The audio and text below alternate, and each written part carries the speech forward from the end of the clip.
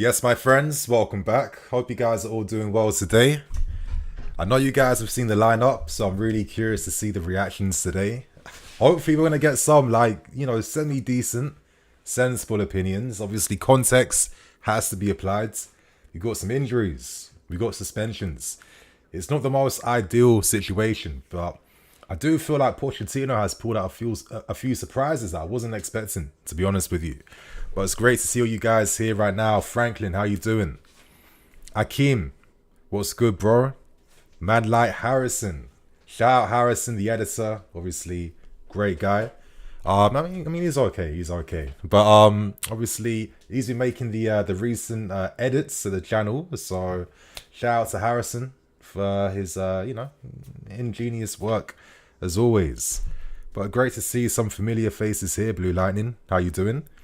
Gianni, yes, Gianni. Hope you're doing well, bro. Hopefully Monday's been like a bit of a, nice start to the week. Mondays normally aren't the best starts of the week, right? But I had a decent Monday today, not gonna lie. I've been kind of productive. So I'm definitely ready for this game. I'm ready to see what happens. Great to see you guys here. And yeah, I think I'm kind of done saying hi to everyone now. I think it's time to get straight into discussing the lineup that we're seeing today. And I think Pochettino, I think this is a fair lineup. I don't have too many qualms against this, to be fair with you. Of course, we'll share our thoughts and opinions together. But as we can see here, if it does load up, of course, hopefully it does. And why is my Twitter page, why is it not in dark modes? That's a bit, ew. I'm not really liking that, you guys. How the hell do I get it back to dark mode now? Now, Elon needs to fix this platform real quick, man. What is going on? Nah. I didn't sign up for this. Okay, let's go. That's better. Back to normality. But anyway, my friends, let's see what this lineup's saying. Yes, Elon, thank you very much for that.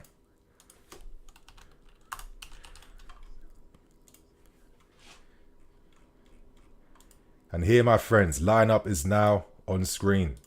Sanchez in goal, Cucurella, Disasi, Silva, Cole back four. I'm not really surprised by this. I felt like after Cucurella performed really well against Brighton, I mean, he had to play as a right back. I don't think that's Disasi's best role. I think it would have been really wasted, to be fair. I mean, there is a possibility I'm getting things completely wrong, and Disasi might be playing right back. Cucurella plays on the left-hand side, and Cole and Silva in the middle. Who knows? But I'd be surprised to see that, to be fair with you. I do feel like maybe we're expecting to see Cucurella, because why would he start there against Brighton? He won't be playing there for no reason, right? In midfield, Gallagher and Caicedo. I know that a lot of people aren't too happy. And listen, no discredit to Gallagher. I think he has been a good outfield player. And I'm one of the few guys that will say that. But I'll confidently say that because he has.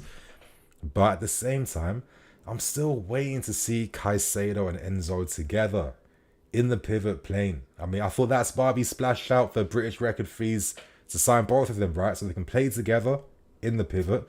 So I feel like maybe Pochettino might be building up to that. It's a shame we haven't seen it just yet. But I think when it happens, it should be very exciting to see. But, on top of that too, I do feel like Pochettino feels like we do like a bit of physicality in the team. I think this is why he's been using like full, out and out defenders in our team. Height, aerial presence, and you need those things in the Premier League. Like, we can't just sit here and pretend that physicality is not important in the Prem, because it is. So listen, I'm trying to understand Pochettino's reasoning, because I'm just like a humble armchair fan. I'll happily admit that. And obviously when managers pick these lineups, they're not idiots. They have their reasons. There's context. And listen, sometimes they have to do what we don't like, which I can respect and understand, right? But I do feel like maybe Pochettino feels a bit safer with a bit more physicality. I think Caicedo might need a bit more of a presence beside him. I think he's not been bad. I thought he was better against Brighton. I think there's still a lot more to come from Caicedo though. But he has been kind of bouncing off these challenges a little bit more than I was expecting, not going to lie. So maybe this is why Poch feels like Connor and Caicedo together. And I guess Enzo will continue to play this flipping 10 role, which is an absolute waste of this guy's gifts. It really is. It really is frustrating, not going to lie. But I think the context, what can we do? We have injuries, we have suspensions, and I think currently there's no one really that can play that 10 role in the team. You're looking at Matos. I'd be very surprised if he played there. I was a little surprised though that Matson hasn't been tried out in that 10 role because he has looked good when he does drift in field. Like we saw that during preseason, and I thought he looked decent against Brighton as well too. So that's a bit of a surprise on that one. But realistically, we don't have any player really that can play between the lines like that. And I guess Poch feels like Enzo is the best he has at his, disposal right now. But you know what? Ideally, I wish it was more like a 4-3-3 at times. At least have like Enzo coming deep to receive. Let him and Connor take turns when it comes to coming deep to receive the ball from Caicedo, the centre backs, and then go forwards. I prefer that because, not gonna lie, Enzo that's getting less than 50 touches in the game, I think you're absolutely wasting the guy. Like, he's someone that has at least 80 to 120 touches. I say it all the time, but I just kind of feel like that is how he should be used because he's the brain of the team. And we do look a bit dumb when he's not there in midfield. So hopefully, we hope for better things in this game, right? But I don't know, man. I still feel like Enzo at 10. I just think there's so much upside you can get from him. Even if you took the risk and played him deeper now, right? You know what I mean? You know that Fulham are going to sit deep. They're going to defend. They're going to counter-attack. That's what all these teams do, right? So, I don't know. I feel you guys' frustration with Enzo at 10. Hopefully, we won't be seeing it for too much longer, real talk. But obviously, in the team, Palmer on the right-hand sides, Mudryk on the left-hand side, and Armando Broja is up front. Now, I thought Pochettino might be trying to like space this guy's minutes out. 20 minutes here, 30 minutes there. But I guess he must be feeling, Broja's showing me something good in training sessions. He must be looking quite fit, quite ready. And I'd rather have like an out-and-out striker. Like I thought maybe Poch might be using Sterling as a striker, but it seems like Sterling might come on to replace Broja. So this is a massive occasion for Broja. I mean, he's been out for so long. Terrible injury. Came at the absolute worst time. Worst time. But he's back now. He's persevered. He's been very, dedicated and resolute with his rehab program. And I'm thinking that he's looking a little bit thick. I think we're seeing a bit of a thick Broja. I'm not going to lie. But I feel like over the next few months, he'll kind of like slim down a bit, not gonna lie. But yeah, Armando Broja, I'm really happy to see this guy starting the game. It's been a long time, and he's got a lot of potential. He's got a lot of promise, and ideally, I'm hoping that him and Jackson can step up because I'm tired of us signing striker after striker, and I just feel like if we really want to sign a striker, it has to be like creme de la creme. It has to be absolute levels, and I don't know. I like Tony, but I'm not splashing 60 to 80 million for him. I'm sorry. I'm not going to do that. But anyway, Palmer, loving this kid right now. Breath of fresh air. He was my man of the match against Brighton. Absolutely ran the game. Controlled things. Playing between the lines. Beautiful passes. Receiving on the half turn. Inventive. Press resistant. And to for a kid that's barely played often, not really started as many games, right? A lot of his appearances at City came off the bench. To perform like that at Stamford Bridge, and he kind of just had this natural class and quality and was oozing sauce about him too. I was just thinking, Cole Palmer. Yeah, I was saying in the summer window, he is ready to blow right now. He needs that opportunity, but he is ready to blow. And hopefully, I'm not going to gas it. Hopefully he builds off from this Brighton performance because he's been simmering for a while now, and I think he's ready to cook. I think Palmer is ready to cook. So that's the lineup, my friends. Let's go through some of your questions in the chat right now. What you guys saying? How you feeling? Stevie M, hang on. The other day you were praising Palmer for his ability to play 10. Yeah, I did do that. I'm not understanding the context, Stevie. I didn't say that he couldn't play 10. If it's because why isn't Palmer playing 10 today? I just said it. Obviously, all the injuries we have right now. I can understand why Pochettino would have to do something like this. Moving on to Carefree Kev. Stop being upset and get behind the team. Kev, I agree with your sentiment. It's one of these games tonight where it's not the most ideal preparation, all team. We will understand that. So I feel like if we're gonna like moan and complain, like it gets a bit draining sometimes. You know what I mean? Like, what can we really do with the team? You guys have seen the bench. What we wanted to see Maatsen play or like Madueke or Sterling. It's not adding much of a difference, and at least we have options off the bench depending on how the game's gonna turn now. So honestly, based on the context, I think it's time to just support the team tonight. It don't really matter how we play, as long as we win. Like, that is my energy for tonight. As long as we win, that is all I care about. I want to see some Chelsea spirit. I want to see some resolute defending if it comes down to that. I want us to take our chances. Like, I don't really care how we perform, how the football is. We have to win. I think it really is that simple now. Sam, do you rate Maatsen? Yes, I do definitely rate Maatsen.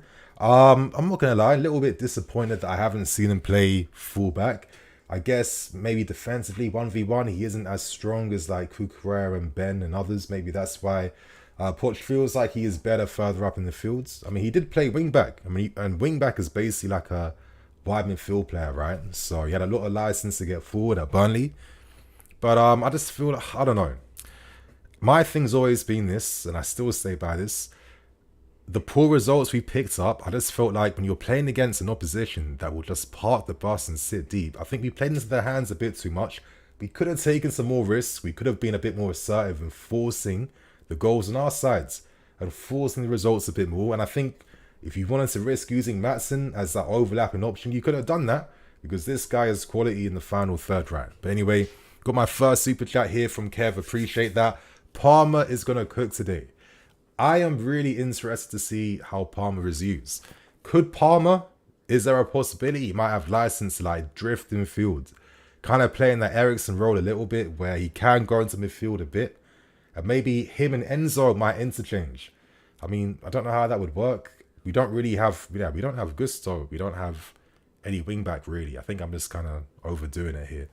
But again, seeing how much freedom and license Palmer gets is going to be interesting. I think, you know, a guy that is that comfortable out wide in the middle, I think he's really impressed me so far. And that Brighton game, you know, I watched his performance again afterwards, and he made a lot of things happen, this kid. So, yeah, it'd be a massive, massive start from today.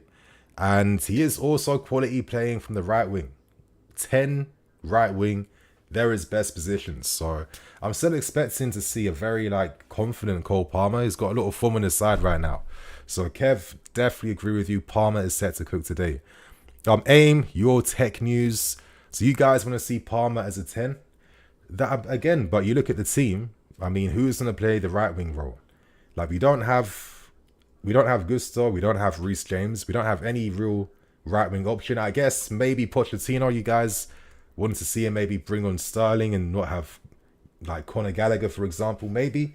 I get that. But based on the lineup we're seeing right now, I don't think it makes sense for Enzo to be on the right-hand sides. I mean, Cole Palmer, again, let's not forget that he does cook from the right wing. Like, he's very good. Like, he was getting those Mahrez comparisons at City for a little bit too. So, yeah, I'm not really fussed about him playing 10 or right wing.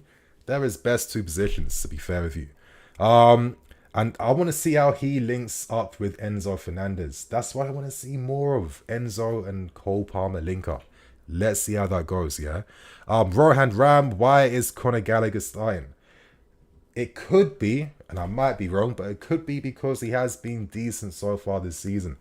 I feel like we're kind of forgetting that Gallagher is playing more of like an enforcing role in midfields. So if you look at all, again, I'm the nerd that's always watching games again. I'm the nerd that's going through all the stats and all that geeky stuff. So I notice maybe a few more things at times. And Conor has been winning a lot of duels.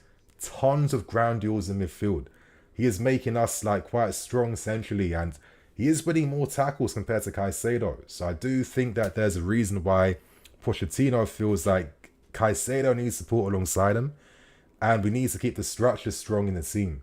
I think it's been a bit harsh. I think he has the support sometimes to like push further forwards, but he is playing like a good like disciplined role in the team. So yeah, I get the frustration. I think we all want to see Caicedo and Enzo together, but it's not going to happen soon. I think it will happen maybe like another month or two. Who knows? but it ain't going to happen right now. And at least Connor is in form.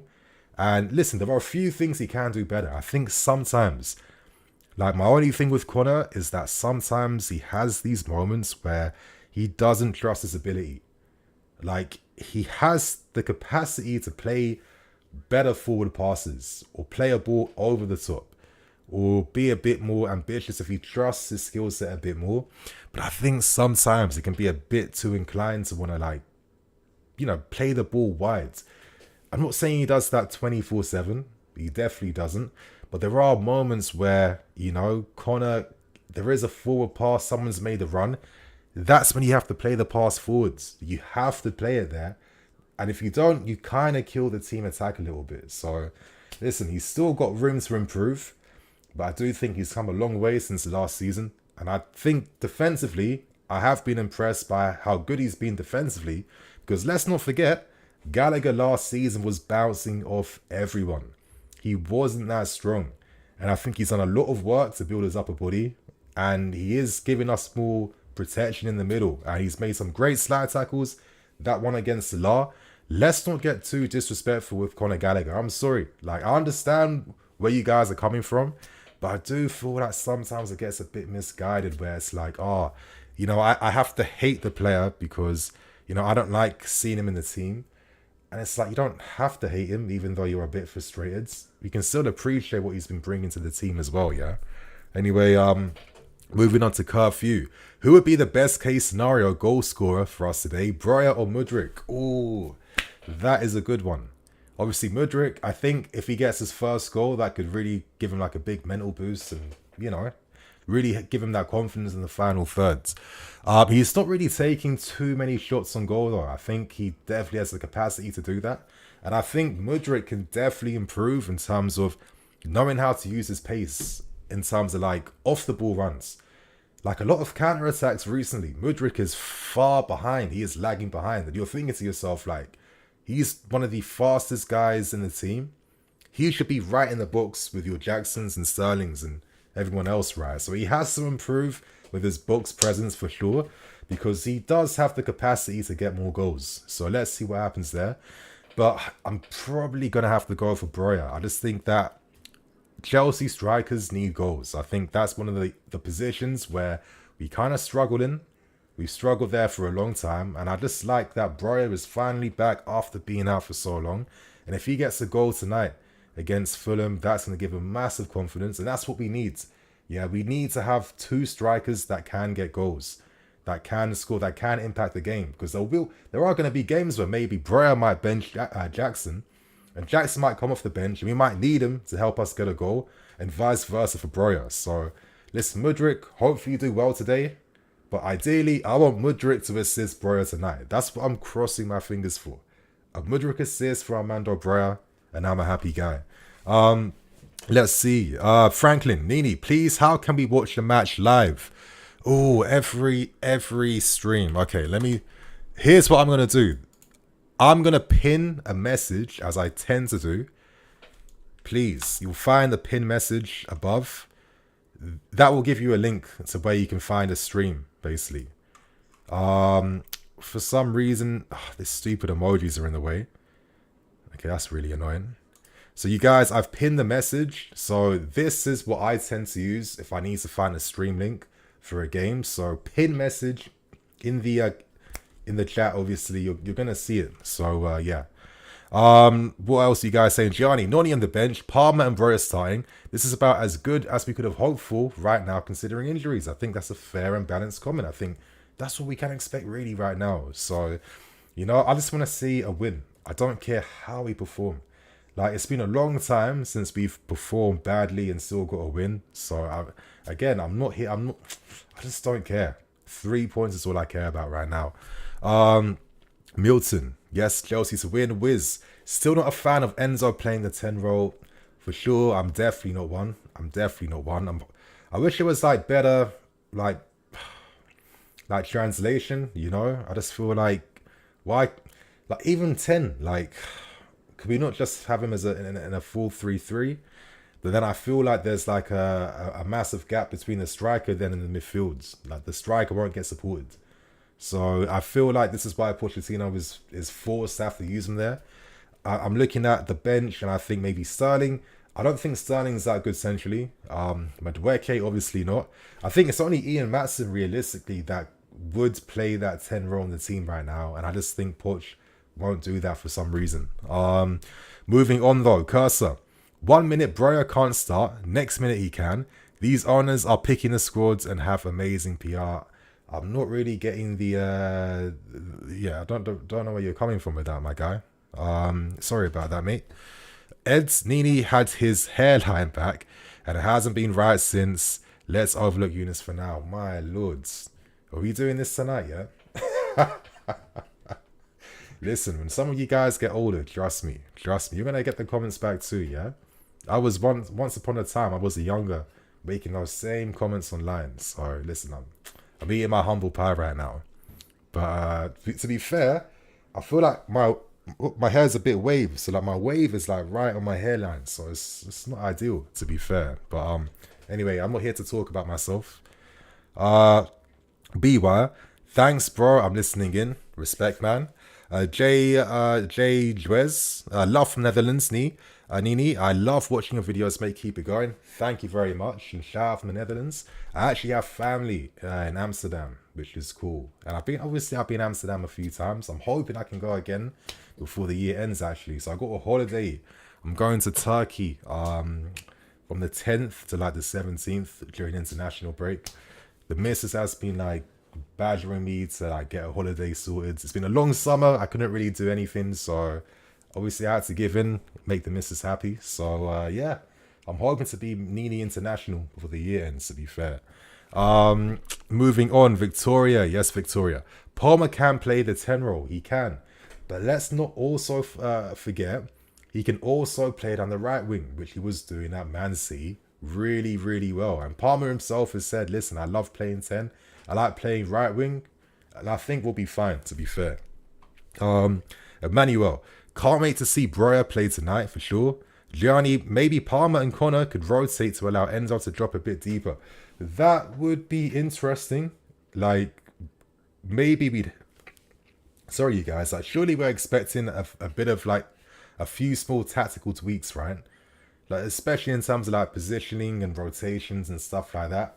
That could be interesting to see. I don't know. I feel like Palmer could be quite promising in the right wing because, you know, the ball's kind of glued to his feet. He's not wasteful. And the important thing is he can play a pass from in behind, like down the right flank. He has that locker in his game. Like, Sterling's more about attacking the spaces. Madueke, I think he's talented. But I feel like he overdoes the actions right now. I think this is why Pochettino isn't too happy with him. He kind of like takes an extra touch every single time. He's not being as direct. Listen, I don't blame him. He has been injured.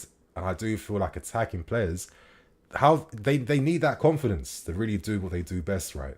So, listen, Pochettino, I have some patience with Noni. I think there is a player there, to be honest with you. But you have to, listen, Poch himself said we need 2 years. So I do feel like guys like your Nonis and co, after 2 years, I'm expecting like really good things, to be fair with you. But I do think Cole Palmer right now, it's nice that Pochettino now is trusting his talents, is using him more and realizing the benefits of having Cole Palmer in the team. So, yeah, right wing Cole Palmer, shooting outside the box, balls in behind, you know, press resistance. And he's very fluid between the lines. Listen, I'm expecting something good from Palmer tonight.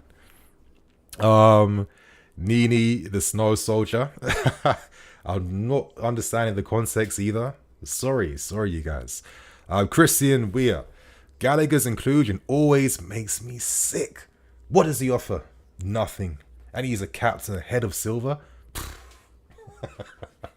I'm sorry, bro. Come on. I can't keep going on about Conor Gallagher. Like, listen, I understand we like certain guys, we don't like certain guys. I get it. I'll give you something on Thiago Silva. He turned down all captaincy roles this season. Like, he turned down the chance to be a captain and a vice captain role. I mean, I've never really even seen Thiago Silva as like a proper captain like that. I've seen Silva as like a leader. Not a leader, more like a soldier. But he isn't your general. He's not your leader. So I know he's old, But just because you're old doesn't mean you have that in your personality, right? So again, you know, Thiago Silva turned down any captaincy roles for this season. So, you know, take that what you want. Kursanini, don't be the brown envelope type, bro. Oh, you know what? Comments like brown envelopes, comments like agenda, just dumb comments like that always kind of gets on my nerves a little bit. You know what I mean? There's always just like one guy just can't accept that, you know, there's other opinions and perspective out there.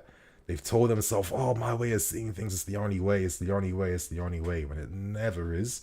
Because there's always more information that you're not privy to, my guys. So please don't be telling me I'm brown envelopes at all, yeah? Shank, okay, people hating on Gallagher just because he doesn't cost 100 million. I mean, again, as an outfield player, he has been good. So, listen, people can see it and people don't have to. It is what it is at this point. But it's getting a little bit boring. You know, we do this every season. We always try and find a scapegoat. And it's always the scapegoat that's not even doing anything wrong, to be fair with you. So, I think it's going to get really weak, though, as time goes on. I think that once all the Cobham guys are eventually kicks out the team, who's the new scapegoat going to be then? It's going to be interesting to see who the fan base picks. But I think if you think Gallagher's an issue, then I don't think you're paying attention then. OD, I'm from Ghana. Yes, bro, respect. So I recognize your name. Love the balance takes. How many goals do you think we will score today? I feel like I can't be too arrogant or cocky with the goals. I'll take them how they come. I will happily take a scrappy 1-0 win, a scrappy 2-1 win. You know, an own goal scored by Fulham or a penalty, a decision going our way. Like, as long as we get 3 points, that is all I care about. Because wins breeds confidence. And for a young team like this, eventually, hopefully, they will hit form and win a few games on the bounce. And I'm feeling a bit optimistic for this month in particular.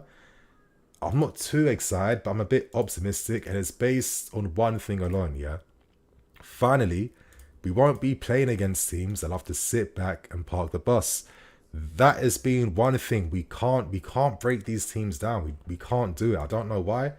It's been like this for years, different managers and everything, but we physically can't do that. And I do think the fact that we're playing against a lot of opposition that will keep the ball against us, that do have, like, you know, quality around them, hopefully that lets us play a bit more counter-attacking. Like against Brighton, it was actually nice to see us not have 70% possession. It was nice to see us have, like, let me actually go to the Brighton game. I'm currently using SofaScore right now. But it was nice to see us have around, 39% possession. I like that number. You know, anything between 40 to 35%. That tells you that that's like a counter-attacking transitional performance. And, you know, we had more shots on target, more danger. We could have got more goals, especially in that second half too. And it was just nice to see us have the space to actually, like, use our movement in behind, you know, to create better scoring opportunities as well, because we just don't have what we need, the aggression, the experience, whatever, to break down teams that sit back and park the bus. So the fact that we're set to play against a lot of teams that will allow us, hopefully, to, you know, counter-attack against them makes me feel optimistic. I think Burnley is like the last one, and I'm sorry, if we don't beat Burnley next week, then God forbids. I don't know what to say. That's not going to get this stream demonetized. But yeah, after that, we're Arsenal, Brentford, Tottenham, City, Newcastle, Brighton again, United. I feel like that is like make or break, really. But the fact that we can counter-attack gives me a bit more hope. So we'll see how it goes, right? So I'm going to answer a few more questions, my friends. The game is starting in 8 minutes time. So we're getting closer and closer and closer. Fulham, yep, 4-3-3 as expected. Willian, I feel like Willian always plays really well against us. Like when he cuts in, again, he was another player at this football club that was criminally disrespected and misunderstood. And I'll be honest, there was a time when I was sick and tired of seeing Willian on that right hand side. We know the bait moves he used to do down that right flank. But then I realised something all of a sudden. This guy's been forced to play on the right hand side, not on the left, because we have Eden Hazard. And then when I saw what he was doing for the team, like the link up, the combo plays, the goal threat he could bring, he was a match winner at times. he was definitely disrespected, and I guess, you know, he left a bit too soon. I think that season he left us, 1920, he was probably my best player of that season. Like, he led by example with his experience. He commanded respect from the team, and he was a very useful asset for us. And, you know, it's just funny that we used to hate this guy for so long and just kind of discredited what he did that was good for us. So it's nice to see William back in the league, and he's still performing to a high level. But again, I'm looking at this Fulham team. Paulina, Andres Pereira. I can't forget this guy killing us back in January when Felix got that red cards. Harrison Reeds, Wilson. You know, they're going to be a team that's going to sit back. They're going to look to pick their moments. But hopefully, you know, thank God they're not really scoring too many goals right now. So it's really up to us to take advantage. Let's see. But interestingly here, it is showing Disasi playing right back and Cucurella on the left hand side. So I know some of you guys were saying in the chat, are we going to see Cucurella on the left, Cole in the middle? Even a small tweak like that has big upside, because I want Cole's passing creativity in that area. So yeah, let's see how it goes. Okay, Vargo. The issue with Gallagher is he is playing in the pivot when he should be closer to goal. Him and Enzo should switch, in my opinion. But I think you guys are forgetting the defensive aspects. You know. Gallagher's ratings, it's not like a fake number that he's got for nothing. It's a rating that he gets based on how he's been performing. Like, even look at the game against Villa, where, listen, there was 1 or 2 moments he definitely should have done better. Actually, maybe I'd say 4 or 5. But, I mean, I look at how he's performing, how he's playing. Let me find the lineup somewhere. Hopefully it's flipping somewhere. Come on, Software School. You're killing me right now, mate. Okay, I don't know why it's making it difficult for me to find the players. Flipping now. Give me a sec, because I want to make this point. Just so you guys can see how he performs against Aston Villa, if I can find it somehow. Connor, what are you making me do, man? Yes, lineups, goods. Gallagher right here.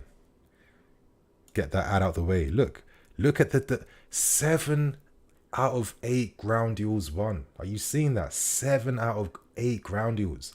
You know, in the Premier League, you have to win your midfield battles. That's like one of the key things in this league. Yeah, this is why Pep Guardiola came here, and he didn't try and bring tiki-taka here. He adapted to the league.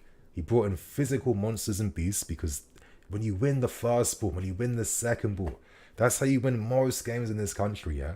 And look, Gallagher wasn't doing this last season. He was getting 2 out of 6 tackles. You know what I mean? It's kind of baffling me how, look, 3 tackles, 2 interceptions. Look at the zones he's covering here. Look, the heat map shows the concentrated areas, and he's receiving a lot deeper, yeah? Being that presence. So I'm getting a bit annoyed actually now. Keep hearing all this shit about Conor Gallagher 24/7. Compare that to Caicedo. Listen, he's going to get better, but he isn't there right now.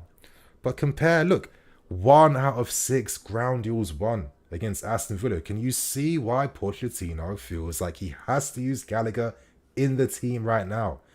This is right in front of your faces. So whatever, listen, sometimes, yeah, we have to accept that managers must adapt to the situation of the team. You know, come the end of the season, I guarantee we'll see Enzo and Caicedo. But for us to keep moaning and crying about it as if, you know, he's really killing our performances, I think, come on, you guys. Some of you guys need to just, fix up a little bit, not going to lie. Because, again, you're not going to trust Caicedo there by himself right now. That isn't going to happen. We saw that against West Ham and against Nottingham Forest, and it didn't work. And Pochettino's no. He needs someone beside him. So come on, you guys. Anyway, let me go on. A few more questions left. The game starts in 3 minutes time, my friends. Give me some score predictions in the chat. Come on. Let's get some positivity in this in the discourse now. What's your score lines for tonight, my friends? Let me know. Views from the 6. Connor Captain, you know. Okay, blah, blah, blah. Tadiko, Nini, you the man. Appreciate all the work you do. Yeah, respect, man. Really appreciate the love, man. Mustafa, so you like Gallagher because he's a workhorse, blah, blah, blah. Metas, just a fun fact. Willian used to play alongside Lampard and Petr Cech. Yes, yes, very, very fun fact. Ollie Taylor, great to see you here. Also on Gallagher, Enzo. It's situational too, right? Formations aren't static, and Gallagher plays like Kante in the fact that he's everywhere. Exactly. Like, he's allowed the license to support. And, you know, I'm just not going to go on about this Gallagher point, but I just feel like you have to accept why Pochettino is doing it. He's not doing it for no reason because he loves Conor Gallagher and Gallagher must play. He's doing it because he has to right now. So it's just that simple. But anyway, Gianni 1-0 to us. Metas. I'm not even going to read that scoreline out. I'm not jinxing anything tonight. Absolutely crazy. You're absolutely crazy, Metas. Christopher, yes, 2-0. Oh, no, Christopher 2. Nah, get out of here with that. Absolutely, not tonight. Buds, yeah, 2-1. Buds, Jamblonski, just like a nice, effective name. Loving it. Oxen, 0-0. Oh, that would hurt.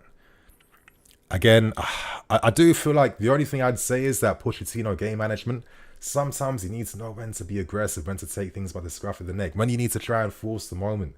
So I hope he realizes that today, or hopefully we make his life easier by taking the lead. I want a halftime lead so bad. Anyway, hey, you guys, how are you finding the new Infinite Athlete sponsor?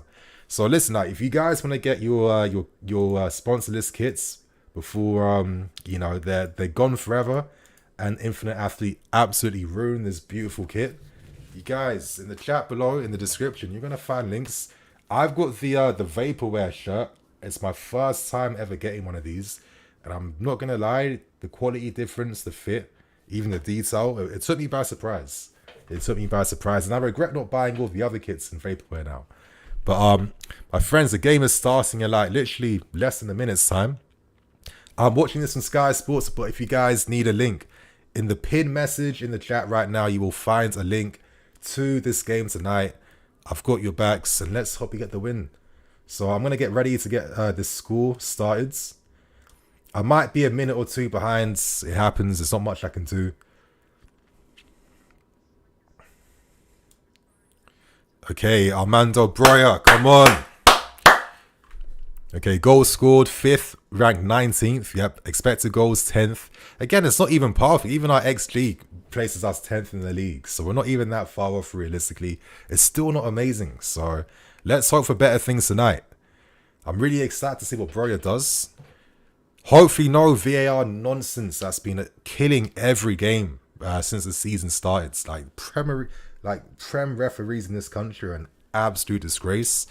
I don't know why they get more pathetic every year. It really gets on my nerves. You got even... Listen, I'm going on a tangent. Kickoff is starting right now.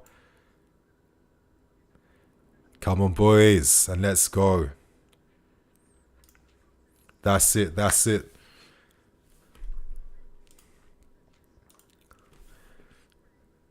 Okay, Gallagher's up there to support. Palmer on the right. Okay. Fulham on the ball so far. Like, we reverted back to our mid-block structure. So Pochettino likes to have that mid-block to get ready to spring counter-attacks, basically. Enzo's keeping up, but doesn't keep up too well. Lost out on his deal then. He tells Mudryk to go to Castagna. Back to Reeds. No, that's Castagna there. Wilson, good interception. Good tackle by Conor Gallagher, who wins that back. And he starts a counter-attack for us. And it's those little details, you know. Why is Gallagher in the team? Because he wins the tackle and he kickstarts a counter-attack.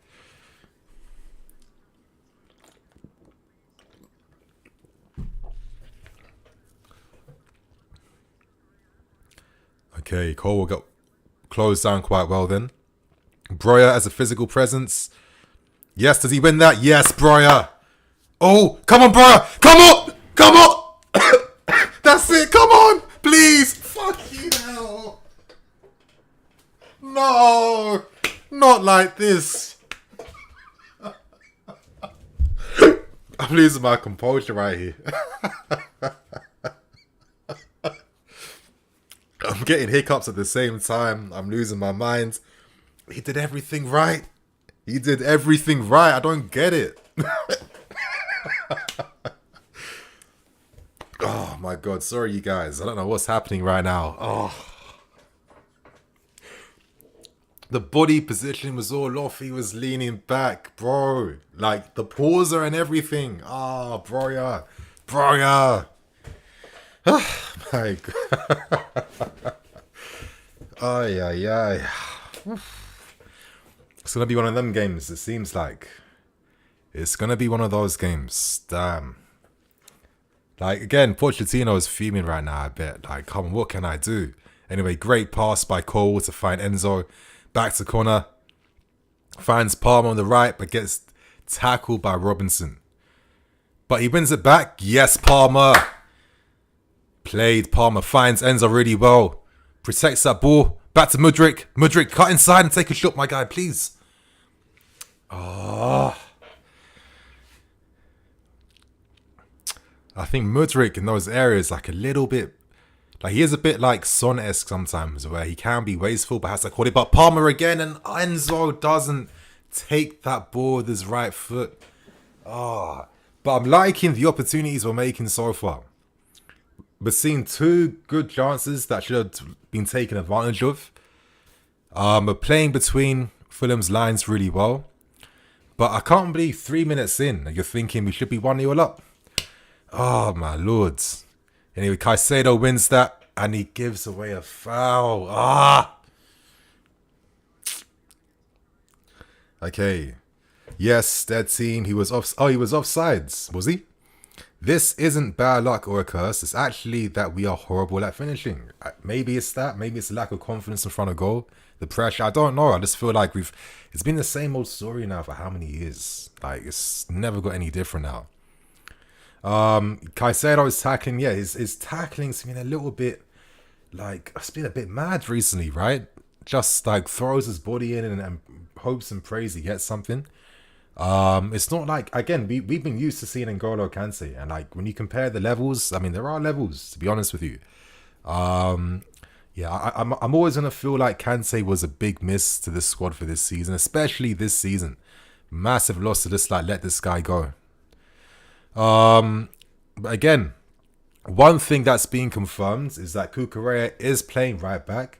Cole is playing left back basically, so that is confirmed. I had a feeling that would be the case. I wasn't expecting it to be any different, to be fair with you, because you can't have the sassy playing right back, can you? Come on, you guys. We got to be serious. And the little box structure. So Enzo has dropped deeper with Caicedo there. So is Connor and Enzo maybe interchanging positions in this game? It's not very often I'm seeing Enzo deeper receiving with Caicedo. So that's a new thing. Let's see if that continues as the game's going on. Connor is like helping lead the press right now. He's there with Palmer. Okay, is this more like a 4-3-3? You know what? I keep going on about these formations, but I mean, they changed so much, to be fair. Anyway, well dealt with by Cucurella. Palmer holds the ball up over his body and wins the foul. That is, I think Pep Guardiola taught him that, personally, to be fair with you. You know, Pep teaches his guys how to win the tackles, disrupt the rhythm of the opposition. His teams have always done that. It's been one of the most frustrating things about Pep. And that's why not many teams get as many counter-attacking moments against them, because they'll just fall down. But anyway, you know what? First 5 minutes, I'm a bit surprised by how much has happened within this time frame so far.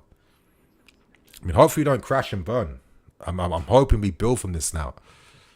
Okay, Sanchez, one of the best long kick distribution in the league so far, which is nice to see. You know, we are bullying Fulham a little bit. You know, Pereira's been knocked to the floor twice now. We didn't do that in January. But again, Caicedo with another sloppy foul. He'll get there. But he's not looking as, like, imposing, I guess, as he was at Brighton. There are a lot of these, like, small, like, fouls he's giving away. Okay. But I'm liking this mid block. You know, we're keeping our structure good. We're forcing Fulham wides. But, like, you can't pass in the middle right now. Cole deals with that very easily. Oh, the little back heel flick. Oh, that was from Silva, actually. Classy play from Silva. Play by Cole then to find Breuer. And throwing to us.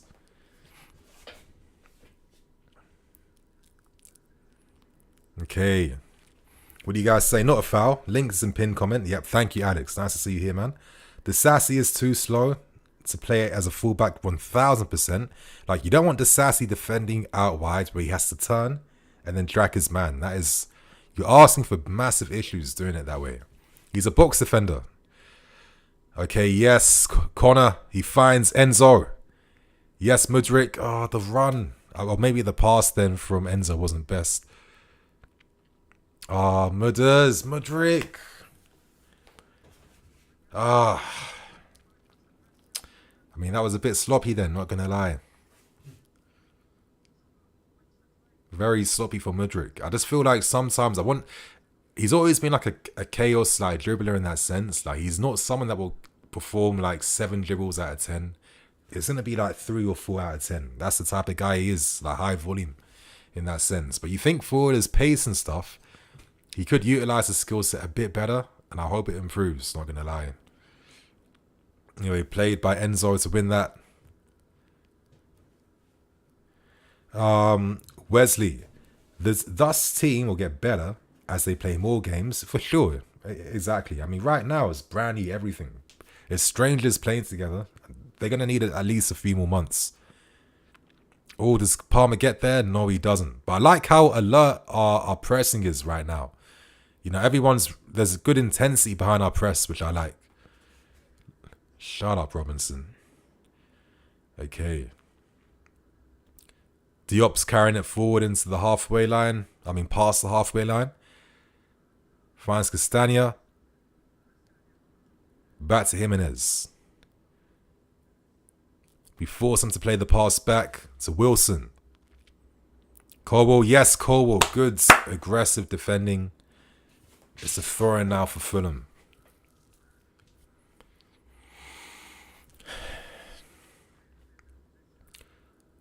Okay, that's easily dealt with. The Sassy to Sanchez. Yes, easily dealt with. Cucurella spreads wide, but again, nice pass from Sanchez to find Palmer. Great play, Palmer. Good play. Enzo's attacking the space. He's carrying the ball. He finds Mudryk on the left-hand side. Take a shot, Mudryk. Come on. Ah. That was nice play. And that type of position that Palmer found himself in, I was hoping that he can offer something with by these passing angles that he opens up. You know, having that left-footed guy on the right-hand side, you know, especially someone like him too. That was a great pass and great team move then to find Enzo. It's a shame that, you know, Mudryk wasn't on target then. But again, it's a promising 10 minutes so far. We're looking like the more comfortable, dominant team. Palmer, first time to Enzo. Great play, Palmer again.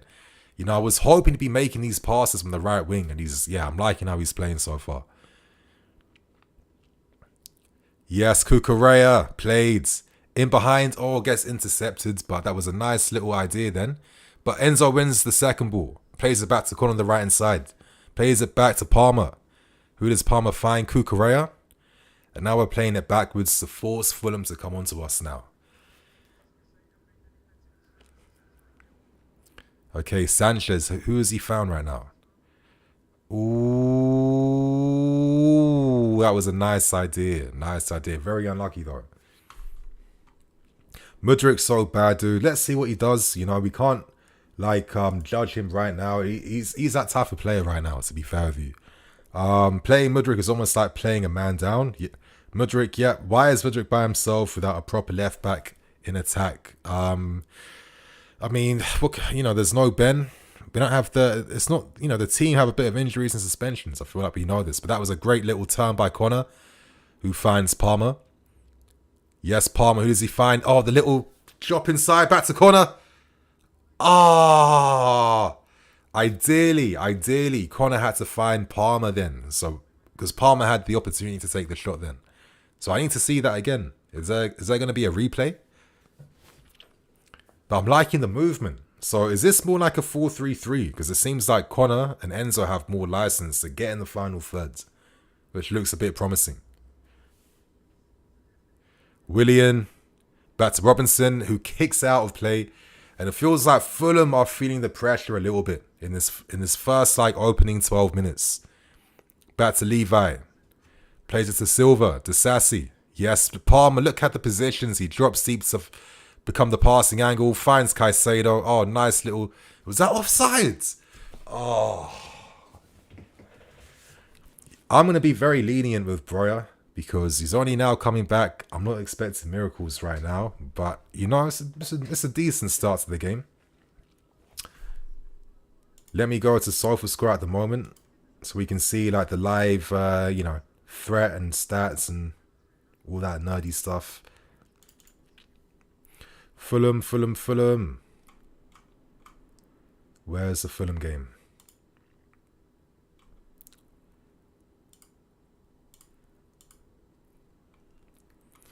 Okay, so as you guys can see, our expected threat is looking quite threatening so far against Fulham.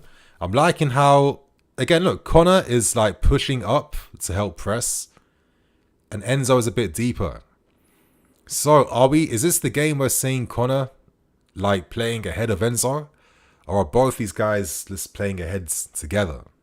That would be better, in my opinion.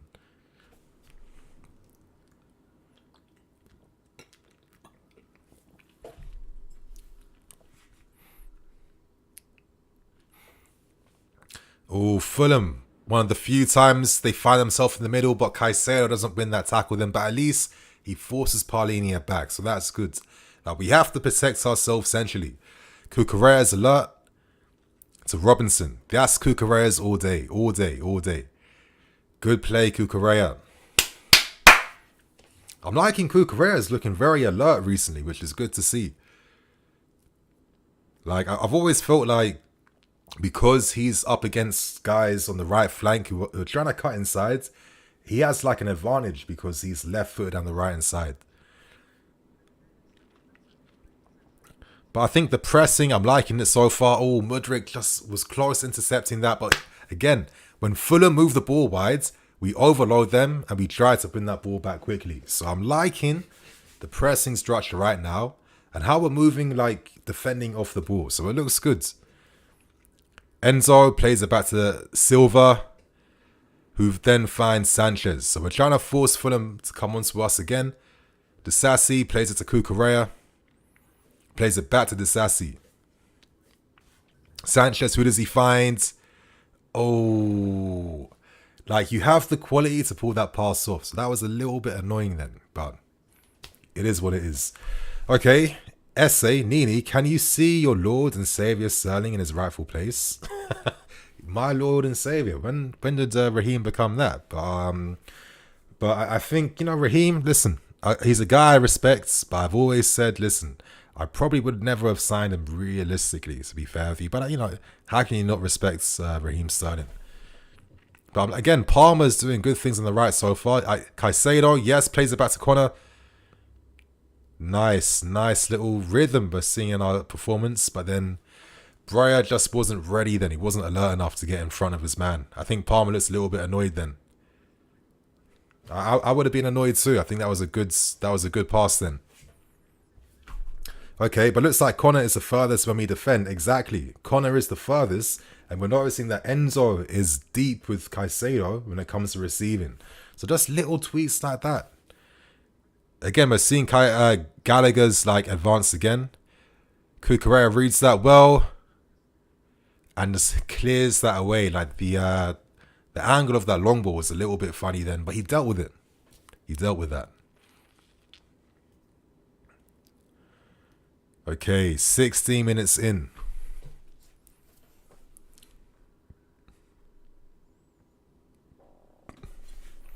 Just cleared by Enzo.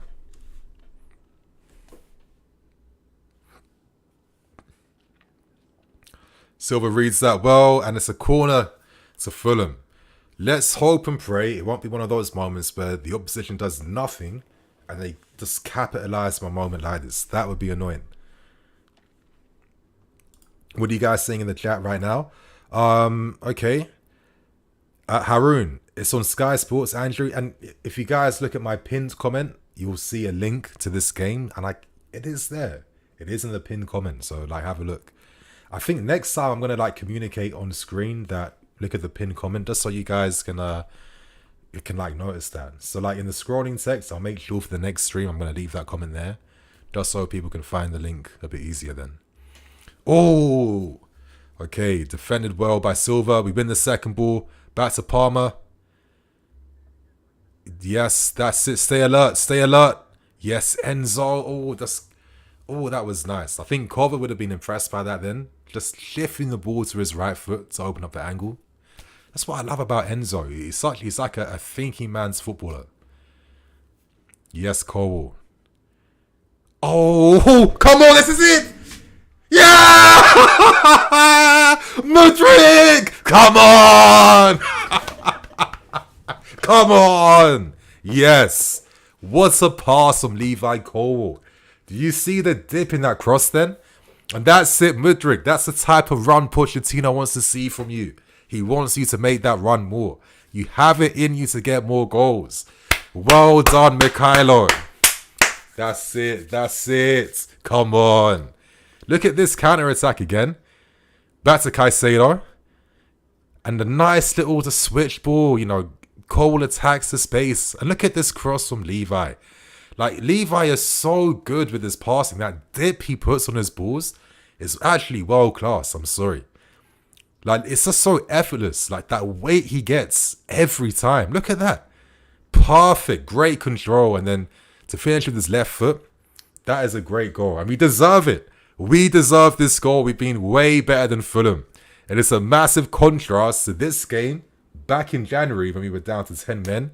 And they were kind of cooking us in that game. So, yes, massive, massive goal for Mudryk. His first goal as our player.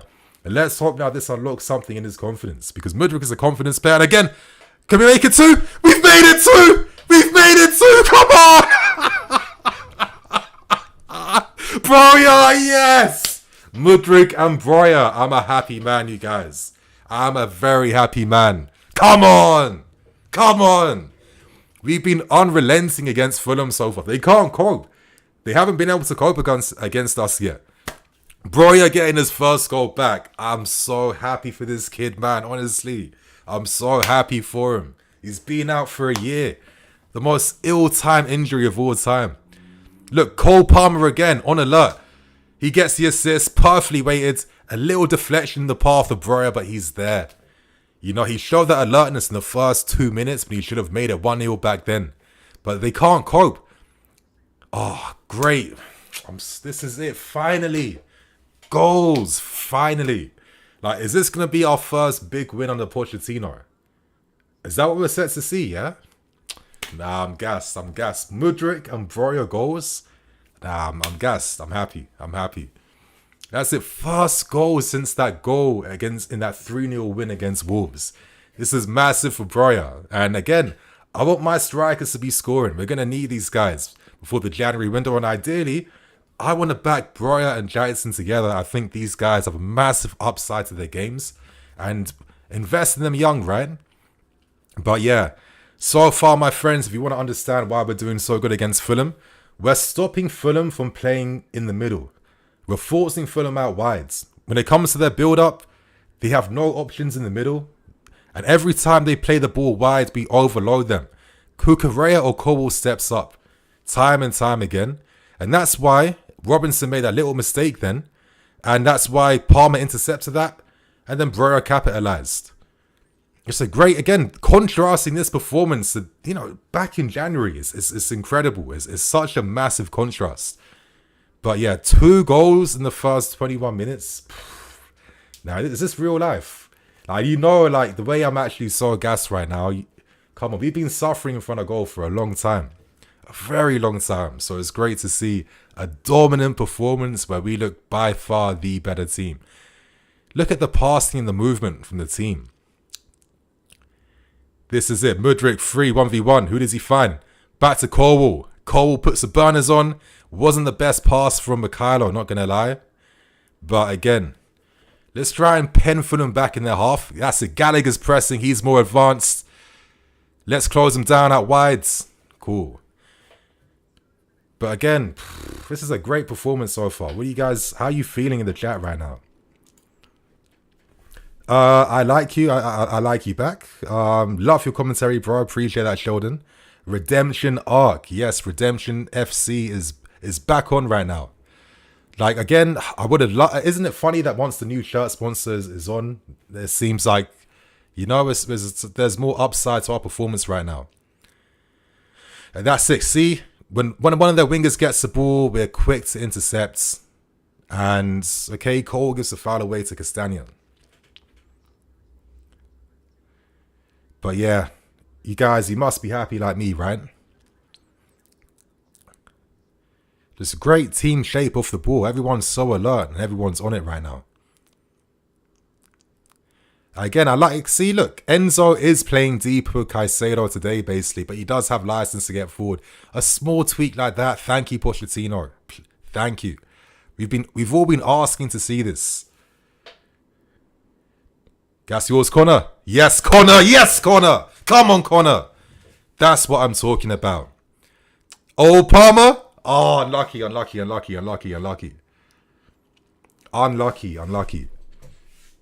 Ah, played. Bro, this guy, you can see that this guy, you can see why he's one of like Man City's best youth products, right? And why Pep Guardiola even gave him opportunities. He is like a Pep player. The pressing, the intelligence, the positioning, you know, the class.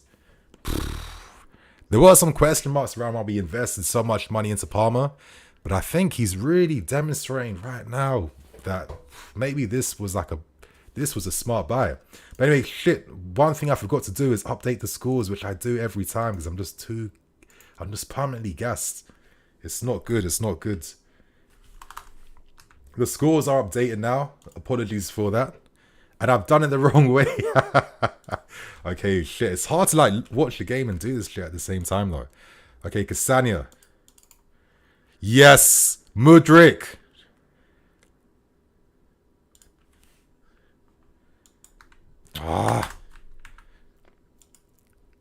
Yes, now the scores are there. 2-0. Sorry about that, you guys. Yes, Cucurella, good defending. He didn't know who was behind him then. No one called out. Cucurella. Is Cucurella, like, he's moving a bit like Aspie in these past 2 games, right? Like, just pure out defending. 1v1. Aggressive. Nah, it's good to see. Willian taking the set piece. Hopefully it's going to be like a Chelsea corner where he was always hitting the first man. Okay, he passed it instead. That's wisdom right there. Oh, Cucurella. He's advancing. Okay, he couldn't put the burners on then. Fair enough. But back to Enzo, who finds the Sassy. Back to Cucurella. First time back to Enzo. Oh, and he wins the foul. No foul. Referee, come on. That's a free kick, ref.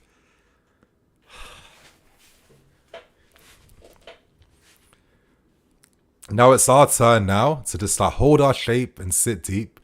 And let's try and pick Fulham off on the counter-attack again. It's up to Fulham. They're the home team. They need to come on to us. Let them do that. I'm happy. I'm happy with the situation right now. Anyway, Brewer comes back to help defend with the team. Fulham play the ball out wide to the right. But again, there's no options there, so they play it back. Back to their defence. We're pressing on their ball carriers. It was a good pass by Kearney then to find Robinson. That's off. Yes, off. Goods. Okay, honestly, if Cole had pace, he'd be overpowered. I think he's got decent pace, but again, he doesn't have to rely upon his pace exclusively. He's a very like fluid type of guy, right? Just like the way he enters spaces and arrives and drops seems to be the passing option. You know, great first touch with his knee. Then and look at that. See those line breaking passes to find Caicedo, like Cole Palmer, man. Now Mudryk 1v1. Okay, come on, Mikhailo. Oh! Okay, to be fair, he hasn't updated the scores because as a Chelsea fan, he's not used to seeing goal. Jeff, you're not lying, my friends. You really aren't lying. You're not lying at all. It's not very often I have to really change them, to be fair with you, unless we're normally losing the games. So, yeah, I have to get used to this. Hopefully this is something I can work upon and get used to. But again, look at the shape right now. Look, we got Connor on Paulina. We're stopping Fulham from playing in the middle. And then either one of Caicedo will then press one of the, like Pereira, or Enzo will press Reeds. But anyway, Fulham did well then to try and play out. And Pereira couldn't control it. It was a bad pass in behind. So the pressing structure, the shape is looking really good. Touches, Jimenez is not in the game. Caicedo has had, 9 touches, really? Thought it was a bit more. That's a bit surprising, that one. The Sassy in front. There's no way Jimenez is getting that ball off him. Absolutely not. Good play from the Sassy to clear that ball up the field. Okay, and who are Fulham going to pass to? We're blocking them off in the central areas. Diop is inviting pressure. Ream just about finds him again. Intercepted. Please, let's kill them off. Enzo! Oh shit, Enzo! Oh, Palmer, that was too much, my guy. Palmer, you know what? I'll allow you for that one. But when you're receiving that Trivela from Enzo, you had to do better with that pass. It's been a while since I've seen that pass from Enzo. That's his bread and butter. Oh, now Palmer the touch. I get it, he's creative. He wants to find someone to assist. But Palmer, he had to carry that ball to goal and take a shot. Like, that's the only thing he has to do when the opportunity presents himself. Have that confidence to go for goal. Like, you have the quality. You can do that. Okay. But again, it's nice to see some counter-attacking threat. Like, this is like Pochettino football, right? When he was at Spurs, when we had Kane and your Moras and Alis and Sons, they were winning a lot of games playing this type of way. So it's nice, you know? Yes, Fulham, very negative. Everything's going backwards. See, Connor is just man-marking Paulina every single time. Williams dropped deep now. Who has he found? Okay, he finds Jimenez. Back to Robinson. We close him off well, though. Disasi's following Jimenez's run. Oh, Disasi. Okay, well read by Enzo then to deal with that. That was a little, you know, Disasi can't really turn like that. He's a bit of a unit. But anyway, Breuer. Come on, Breuer. Southampton Breuer. Let's go. Oh, ref. Really?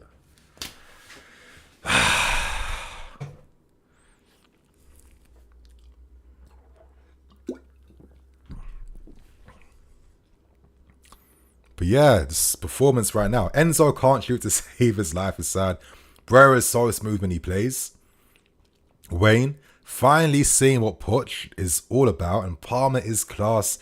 I was the first to say it's a rubbish signing. Love that I've been proved wrong. And I just love that, listen, you know, we're not experts. We're all just fans. We can all admit when we're wrong, right? So, listen, I don't blame you. It was a bit of a surprise. Let's be real. But, you know, obviously I've had my concerns with the management, the structure of the club. But I have this eternal optimism that these guys know exactly what they're doing and things will improve and we will get better. And if they're going to go for guys like Cole Palmer, I want to trust that there's like a massive reason as to why. And I think so far, I think Palmer is showing really positive things for us in this team. So I can't complain. Anyway, Palmer on the right sides. He is like Palmer is what we hoped Kai and Ziyech would be like, right? I think that's why it's nice to have like reliable presence on the right hand sides. Anyway, Fulham are pressing us now. If they have to, they're 2 goals behind. Caicedo attracts that. Oh, Levi, that was a nice pass, but that was hard for Breuer to do something with that. But again, Fulham are like, who do I pass to with their build-up? They try and play it long, but Cole Palmer is there to try and get close. Robinson, who plays that pass backwards now. So again, like just looking at the structure of the ball, I think that's been one of the most impressive things. And I think that's why we're winning this game so far. Fulham can't cope. Okay, the second Thiago Silva backheel pass. Oh, Enzo, the nice little nice touches from Enzo. You know what I'm trying to say. Yes, outside the boot again. Look at the spaces we're finding. We're just moving for them left to right, left to right, left to right. Cucurella's on the ball. Plays it to Palmer. Okay. Arthur. 32 minutes into this game. I think so far there's not been one bad performance. I think everyone's been on point in this game. I'm curious what the ratings are saying on screen. I feel like I'm just constantly scanning, like I'm on the pitch, just like screen to screen. I really hate this side to streaming, not gonna lie. Enzo, yes, finds Cuckoo. Yeah, reverse ball. But again, Breuer is not getting in front of his man as often as he could be doing. But it's okay. It's okay. So we're getting an idea then of like the player ratings on screen. You guys in the chat, do you agree with what you've seen so far? Let us know. Anyway, Colwell's inverted.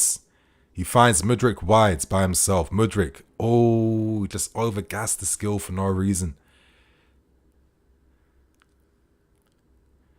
Okay, Connor's got this pressing boots on. That's it. Press them all the way to goal. Palmer follow Ream. Okay. Yes, yes. See, Fulham got no passing options out from the back. Ream's on the ball for like 5 seconds then. Okay. Pereira drops deep finally. Finds Robinson. Okay. Oh. You know what? Like, if you're going to get beaten, at least take your man out. That's what I asked for. Oh, yellow card. You know what? I think that's probably fair. That was fair. That was a fair yellow card. But I like that Cucurella, you know. If that was last season, he lets his man get past him. He doesn't put in a challenge. He doesn't take that yellow card for us. So I like that mentality upshift from Cucurella then. Obviously, it's not ideal, but listen, it had to be done. It had to be done. Anyway, Pereira, I think in that game in January, he plays his set piece delivery was really dangerous. So I like that they're really just like nullifying everything you can do in this game. Let's make sure we don't concede any sloppy goals now from stupid set pieces. I'm not going to have that today. Yeah, who deals with that? Yes, Silva. Yes. I'm like 38, 39 years old. He's still got a crazy leap on him. Like, Silva is goals. I think, like, when I age, I wanna be like Silva when I'm 40, you know? He just looks like he's going to be in his 20s forever. Anyway, look, Enzo and Caicedo deep, that little box in midfield. One thing us fans wanted to see for a long time. Sanchez finds Mudryk out wide, but Mudryk just doesn't have that type of physicality in him. Let's keep it real. See Connor pressing again. Look, how many moments has he made for us by triggering the press every single time? Like, it's nice to have a midfield player like Connor that can do different things in midfield. You know, he can play deeper. He can play more advanced. He can do a lot of things. He is like very well-rounded. So again, I think it's a bit mad that he gets a lot of disrespect. But yeah, I've been impressed with him this season. Yes, Sanchez finds Colwell wide. We constantly have the option wide all the time. Little 1-2 with Colwell and Mudryk. Come on, ref.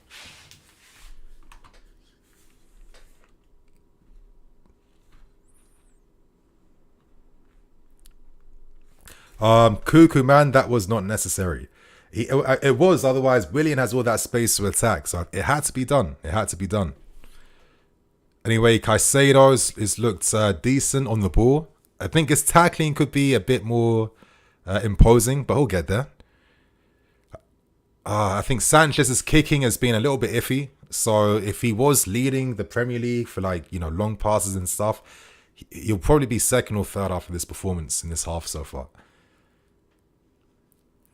Yes, Colwell. Oh, no prisoners, bro. No prisoners at all. Enzo with the nice little flicks outside, ref a flip. What's going on?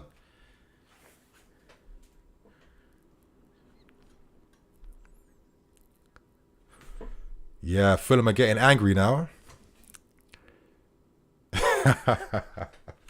Okay. I believe in the lemons. I think so. I think Poch definitely gotten a new batch. I think the vibes are good. I think the old lemons had to get thrown in the bin. So new month, new beginnings, new lemons. Keeping it 100s as always, as always. I like this aesthetic. Keep the pitch in formation. Love it. I mean, yeah, same, bro. I'm liking it too. You know, Fulham have more possession than us. Oh, look at the movement, that run from Gallagher then. And then Palmer drop into the space. Oh, why is no one on the far post, man? Come on. Like, why is no one instinctively making that far post run in the box? Like, what else was he going to do then? Oh, it could be 3-0 right now.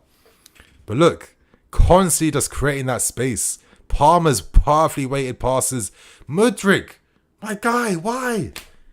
Oh. Like, this is what I mean. Like, he's still young and he needs that experience, right? Because I just think that when he's like 24, 25, he's going to know, okay, I'm not going to go into a congested area. I'm going to peel off to the far post and I'm going to make sure that Broja passes me the ball there. So that could have been 3-0. That could have been 3.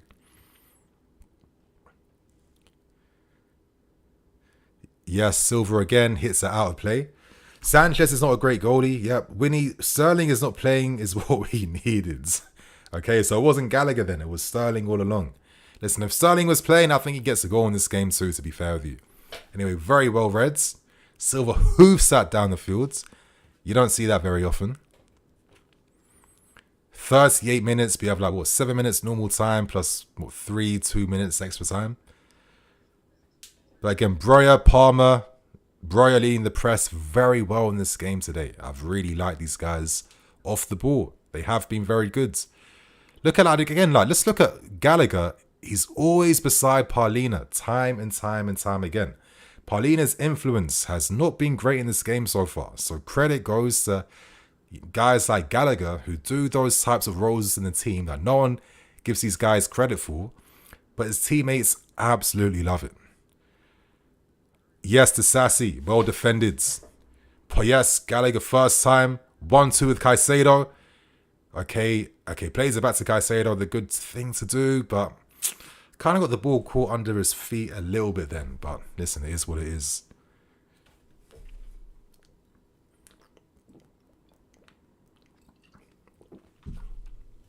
Palmer. You know what? Like, I like the confidence of attempt that. I like the confidence then. That was, listen, you don't see that very often. So it tells you how the team are feeling on the field together and how they're playing and how they're performing, that you're going to see Palmer attempting things from the halfway line. It's nice. Okay, Igor. Caicedo was looking like a perfect 40 mil player. I think he was. 115 mil was kind of crazy. We all know that. But anyway, again, Colwell deals with that. It's now a corner to Fulham. So let's make sure we go into the second half. Clean sheet, 2 goals up. We need to make sure we focus now. But I've liked the focus throughout. I think the team have looked very on point in this game today. Very on point. Enzo and Jimenez. Okay. Outswinger. Oh. Like, I always feel like the outswinging corners are the most dangerous corners to defend. Because, like, you got to see it like this, right? The ball is curving away from the keeper. And it's just like, if you have men then attacking the ball from deep, like, I'd rather connect with a header, making a run with the ball coming my way compared to it being like an in-swinger. I've always found that a very dangerous corner to defend against. But I felt like Sanchez had his goal covered then in that angle. But it's nice to see Enzo. You know, I think he's been very good in this game. Statistically, it's showing here that he's making things happen. Things are ticking very well. Silva. Reverse ball to find Caicedo. Okay, who's his option? Disasi, can he push up? Okay, no, he was waiting for the Fulham player to press him before he released that. That's that De Zerbi teaching right there. See, nice. that's what Caicedo does very well. You know, when he's getting pressed from behind, he can play that blind pass from behind time and time again. Caicedo, yes. And switch ball. I think Caicedo has been one of his best ball playing performances, if that makes sense. If that makes sense. Oh, Breuer. Unlucky. That's a free kick, no? Okay, good. We move. We move, my friends.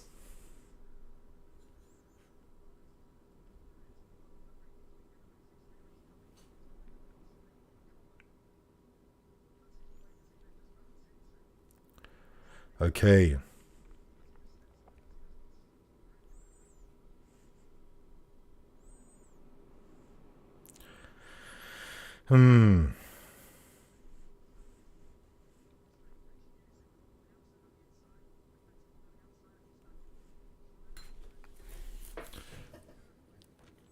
Mudryk taking the set piece.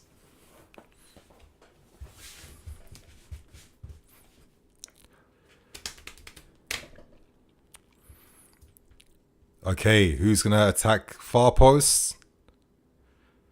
Ooh, offside. Yeah, the Sassy looks offside then.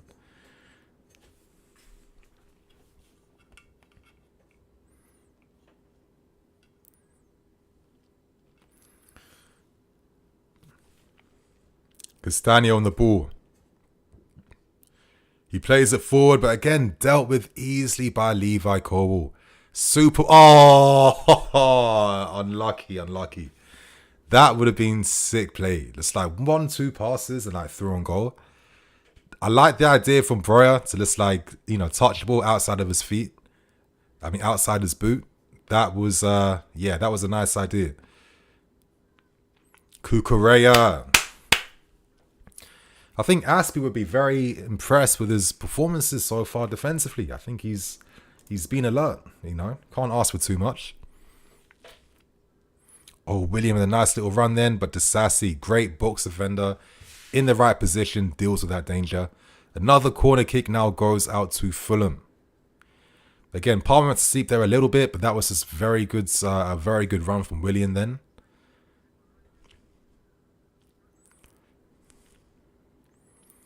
Pereira. Come on, boys. We keep this clean sheets. Yes, Silva. Palmer. And he just clears that. He just clears that up the field. Yep, out of play too. That was nice, you know. Now there's an opportunity for us to like push up the field now. That was that again, like little things like that from Palmer. Just the clearance to clear it off the field on the right side. Look, now we can press them up the field now. See, look, now we got the ball. Okay, I thought we had the ball then. Okay, free kick. But again, it's those, I like those little details in the game. Like I always like pay attention to things like that. Like most times when actions are performed in the field, there is like a reason behind them. Like even if they're like really small or like minute, there normally is a purpose behind it. Again, look, Gallagher on Paulina. And it's just like we're making sure that, again, the defenders got no passing options this whole half. They don't know what the hell they're doing. The keeper's getting forward a bit more now. Can he find someone long? Okay, Enzo, again, when it goes wide, Mudryk's either there or Colwill's there. Yeah, no. Not today. Not today. But yeah, it's a very accomplished performance so far. Like I can't really complain with this first half, to be fair. Yeah, can't complain, my guys.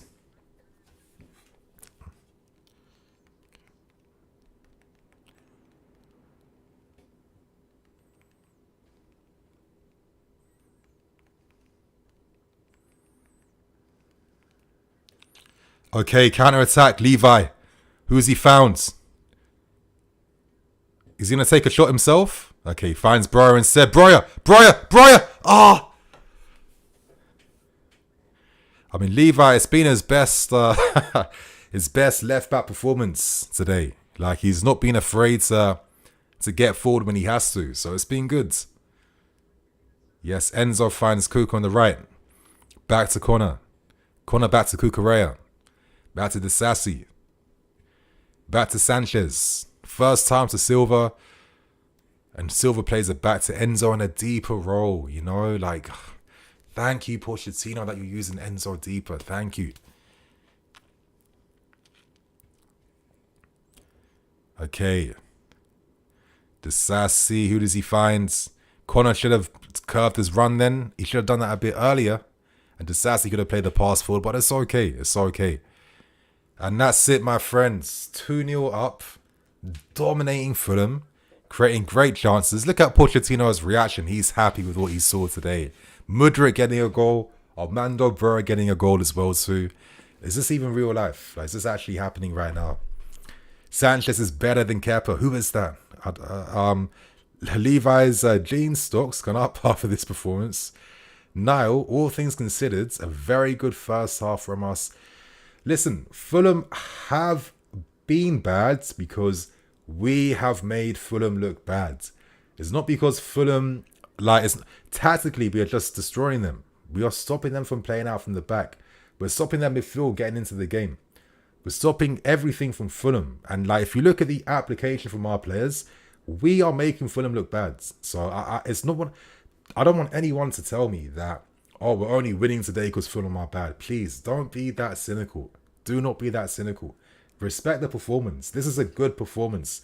And a performance that we've been hoping to see now for a while. So listen, the boys today, the manager, keep it up. Keep it up. That's all I can really say. But my friends, I think now is the perfect time now to answer some of your questions. I'd love to see the reaction now. How are you guys feeling? Are you feeling energetic? Are you feeling positive? Let us know. Come on, bring your questions in. Who's saying? It does feel like this is like a 4-3-3. You're right. Because Connor and Enzo have license to break away. I was making that point in the my pre-match thing. Could we see them doing that today? I'm pleased that we saw that happen. Off the ball, it's more like is it like a 4-3-3 or 4-2-3-1? Like Connor's doing an exceptional role, just nullifying Paulina. Paulina is really good at dropping into holes and zones, receive from the centre backs and help them play forwards. Thomas Tuchel wouldn't have tried to sign Paulina for crazy money on deadline day for no reason. He's a top midfield player, Paulina. So I think Connor tactically doing a great role against him. And then just how we're nullifying these men. I'm loving it. I'm loving it. But right now, got the first super chat. Shout out to Kev. Thank you, my friends. This is what happens when you play players out of their positions. I'm saying that so wrong. Enzo looks better when he touched the ball more. Chalet, watch Mudryk will score again. And bro, Palmer is such a difference. I know. This, I've always said this here. I'm sorry. Football, it's not like neuroscience. Imagine the knowledge that you have to understand and know just to even fully grasp 10% of something like neurosurgery or neuroscience. Football is not that complicated. If us fans can see the benefits you can receive of using your good players in their best positions, sometimes you think, why did the managers overdo it and not see it? Honestly, it does seem like we're looking better because, again, Connor is playing advanced. Enzo's deeper. We got Cole Palmer. The guy is linking our midfield and our attack. We have missed out on that for a while since Khan's, to be fair with you.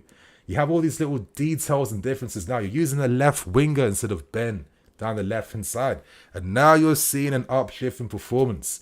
My friends, sometimes it's not rocket science. And it's nice that finally, when all of us have been calling to see these little tweaks made, it is bringing results. And it is bringing positive performances. I think Brighton, Fulham, I'm loving the fact that we are playing without the ball too. I've been sick and tired of possession at this football club. I'm seeing flipping 75% here, 80% there. I'm thinking that's too much ball. That's way too much of the ball that I don't need to have. So it's refreshing, It's nice that we can now sit back and counter these teams. And this performance against Fulham, listen, it's going to sound hyperbolic, but deep what I'm saying. This is one of our best half performances in this league all year.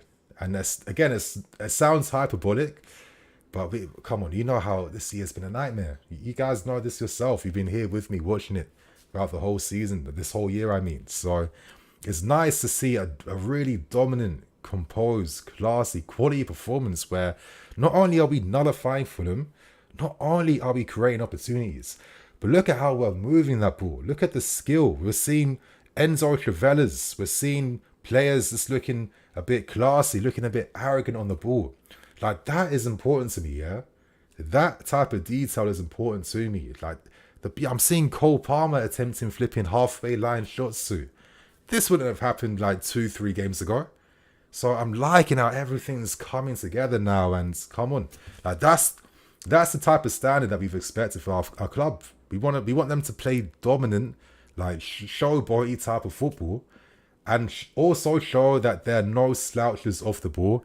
And I think this first half so far has answered all those questions. So my friends, let's answer some questions now. I'm rambling on. How you guys feeling? Palmer is amazing through ball merchant, and it's nice, right? It's nice that we actually have a through ball merchant, because there was times when us as a whole team, we weren't even making through ball opportunities. It was crazy. It was bad.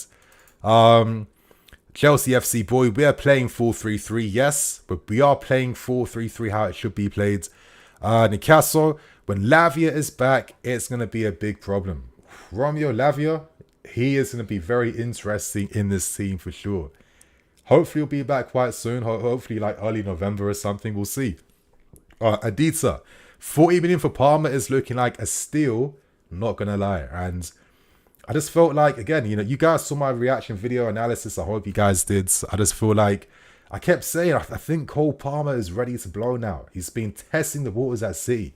Even when he played for them, he got the winner against Sevilla in the Super Cup. He scored against Arsenal in the Community Shield. When I'm seeing him like showcasing his talents in like really big games of big magnitudes, and he's the one that's like in the spotlight, that was telling me I think this kid mentally now is ready to like really show what he can do. And listen, thank God that City didn't take advantage of what they had, and we did, because he's really making a big difference for us since he's been introduced in our first team. Dugs, big up, brother. You already know what I'm gonna need after this game, bro. You know that celebration is gonna be gas. I've been waiting. Like, you thought I was shameless last week, you ain't seen nothing today, my friend. Joao Goulart, very, very, very sexy name, my guy. I still have Ugo better than Gallagher, honestly. Having both Enzo and Caicedo play with more freedom sounds like the way to go. Fair enough. That's your opinion. I understand. I think Ugo has been impressive too. Carefree Kev, it is finally clicking. That is exactly. It's fine. You know what? I might make this the title of the match review today. If we hold out for the win, it's finally clicking. I think that's Kev. I thank you for that one, yeah, because that might be the title for the match review today. I think it's effective. It's finally clicking. I have to like write that down so I don't forget. Pedro, okay. Oh shit, I missed that one. My bad. Kuda, I'm so happy Mudryk got a goal. He deserves more, and it's long overdue. I know it is. He works hard. His mentality, his professionalism. Like, normally, that's what we ask for as fans. If things aren't going for you, like, do you give up at the first hurdle, or do you like focus up and try and get your form back? And Mudryk's shown that so far. Phoenix, Broja over Jackson from now on. Listen, I'm not having any debates on Broja over Jackson, nothing like that. I want both these guys to be successful. They're both going to be important. They're both young strikers, and they both need to support each other. So both of them, I want them both to do well. Bakes PT, the lads saw the FC cards this year, and they're not having it. Yeah, they felt that disrespect. They're like, absolutely not. I'm not gonna lie, this is the first year I haven't bought FIFA, and I've been buying FIFA since like what? I mean, it was bought for me because I was a kid, but since like 1999. So I don't know how to feel, but honestly, I feel like I'm sick and tired of this foot grinds. I'm sick and tired of doing SBCs and all this type of stuff now. I think I'm done. It's just not fun. I think it's so boring. Like, I want like a realistic football sim. Is it that hard to ask for? Is it that hard? I just want a realistic football sim. Caspian. Also, Broya's speed is amazing because he is so tall. You don't realize how quick he is. Imagine when he has full fitness. It's like watching Kai, but actually putting in the effort. I think, Broya is an explosive player. He has great upper bodies. And he's like part of these like new generation of like physical like freak strikers like your, Hoylands of United's. Broya, like who else are like the physical freaks that I can think of right now? That's like the strong, like, like NFL style players who can like play up front now. I think this is why Broya had a lot of interest from across Europe. Milan, Napoli show a big interest in trying to sign him. So it's good that he gets an opportunity. And I think that if he didn't get that injury last season, he could have been low-key a big difference for us in the team. So hopefully he has his moment now. Genuine Padmore, Gallagher has never been as bad as he thought. Thank you. Like one of the few people in the chat who's actually showing some respect to Connor. Do any of you guys also rate Conor Gallagher this season or in this game? Please, now's your time to stand up, I guess. Alfred, I can't wait for this game to be over. You know what? I'm just hoping that it's going to be like 4 or 5-0. I'm feeling that type of energy right now. Nator, Nator. I can't wait to see how Palm will play alongside Lavia and Nkunku. If Nkunku, I think honestly, if Nkunku was here too, we're not losing as many games this season. He's going to be massive for us. And then I'm curious to see how Portugal line up the team in the future. Could it be Palmer on the right, Nkunku in the middle, Mudryk on the left, Jackson O'Brien up front, Caicedo, Enzo? It's got potential. Like something could happen with that. We'll have to see. Roy, rescue Andre Santos. I mean, I think my only disappointment with that loan is that I thought the whole point of like spending like an extra 150 mil on all these team guys was to have these guys part of our network clubs. So it's like, why send them on loan to flipping like Forest, not even Strasbourg? I do think that Lukaku really messed things up. I think if we had sold him, we then have another spot then to learn how to play internationally, which we couldn't do. And it meant that one player had to get a Prem move. And I think this is why Andre Santos is suffering. Because Prem teams, listen, most of the time, especially a club like Forest that has money to spend, it was very naive to think that Forest weren't going to spend big money. I mean, before they even sealed Santos, there was reports of Ndidi that they were being linked with, right? So I think we really set Santos up to fail, because why are they going to care about a kid that they don't own when they've literally secured their midfield right now? So I think we definitely messed up there. But I do think Lukaku screwed up Santos because that loan spot internationally was taken away because he had to go to Roma on loan because he's on the highest wages at our club. So hopefully Santos, hopefully he escapes in January. Who knows what happens? I think he looked good in pre-season and hopefully things still come. Views from the... Shit, I think I missed that one too. Nafo, Nini just got home and damn, I am happy to see this. I'm glad. And if you guys want a link to watch this game, you'll see a pinned comment in the chat. I highly recommend that you guys click on that if you want to watch the game, because I've got your backs in it. Sheldon, I love Connor, such an underestimated player. I just like those squad guys in my team. I'm sorry, they're the ones that you can rely upon to just be reliable in every type of game, and they're always the players that get no respects at all, even though their teammates love them for what they do. Collins, Palmer is a genius. I love the way he links with Broya. This is what I want to see. Thank you. Ollie Taylor, appreciate the super chat, bro. Thanks a lot. Finally, a game of results are matching performance. So happy for Broya. It's been such a long journey back. Bring on November. Next pints on me. Wow. You know what you're saying with that? Next pints on you. Like, you have to really know what you're saying, Ollie, when you're dropping things like that. You know what? I'm not going to jinx anything, but imagine with all the like the love we're feeling right now. Let's hope that we're still loving the performance after 90 minutes. Let's hope nothing stupid happens. It wouldn't be the first time, right? But I think tonight, I don't know. I'm not expecting anything like that. I think tonight everything is clicking. I think everything is clicking tonight. MB7. Palmer is like a mobile Ziyech. Connor is so much better pressing from the front than Enzo. Little details like that, you know, it means that the opposition find it hard to play through our press, which was happening a few times, right? And yeah, I'm really happy. Little tweaks like that make a big difference. And the fact that, you know, Connor can still drop deep when he has to. But anyway, we're seeing a sub. And Ian Matson is about to come on. So I'm curious who he replaces now. Who is Matson about to replace in this team? Does someone have like a knock or injury or something? Or is this like a tactical thing? Because Pochettino has rarely like introduced a sub for the start of the second half. So who is Matson coming on for? I'm really curious to see. But again, he deserves it because he's been another impressive player. Ian. Okay. But you guys in the chat, who do you think Matson could be replacing right now? Like, it's not going to be Kukureya. Is it going to be like Mudryk, maybe? No, it wouldn't be Mudryk, would it?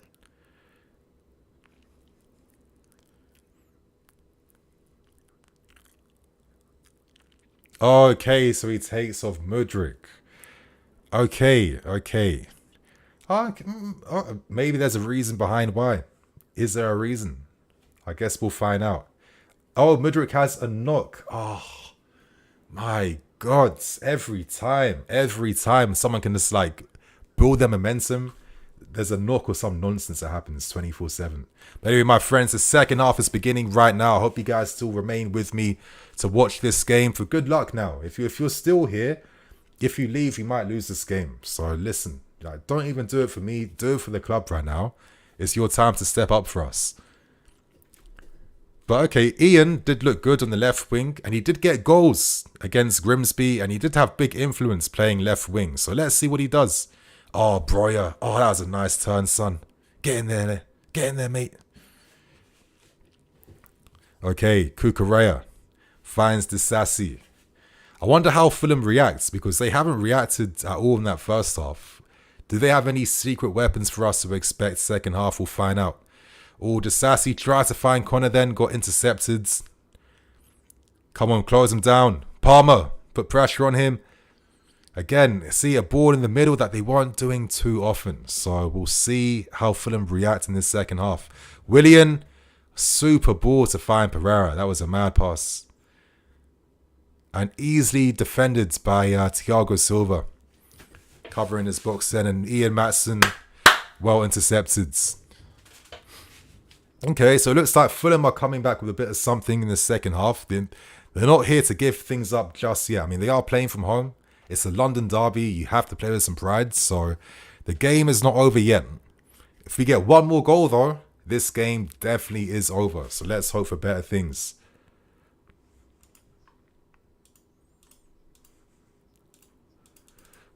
Okay.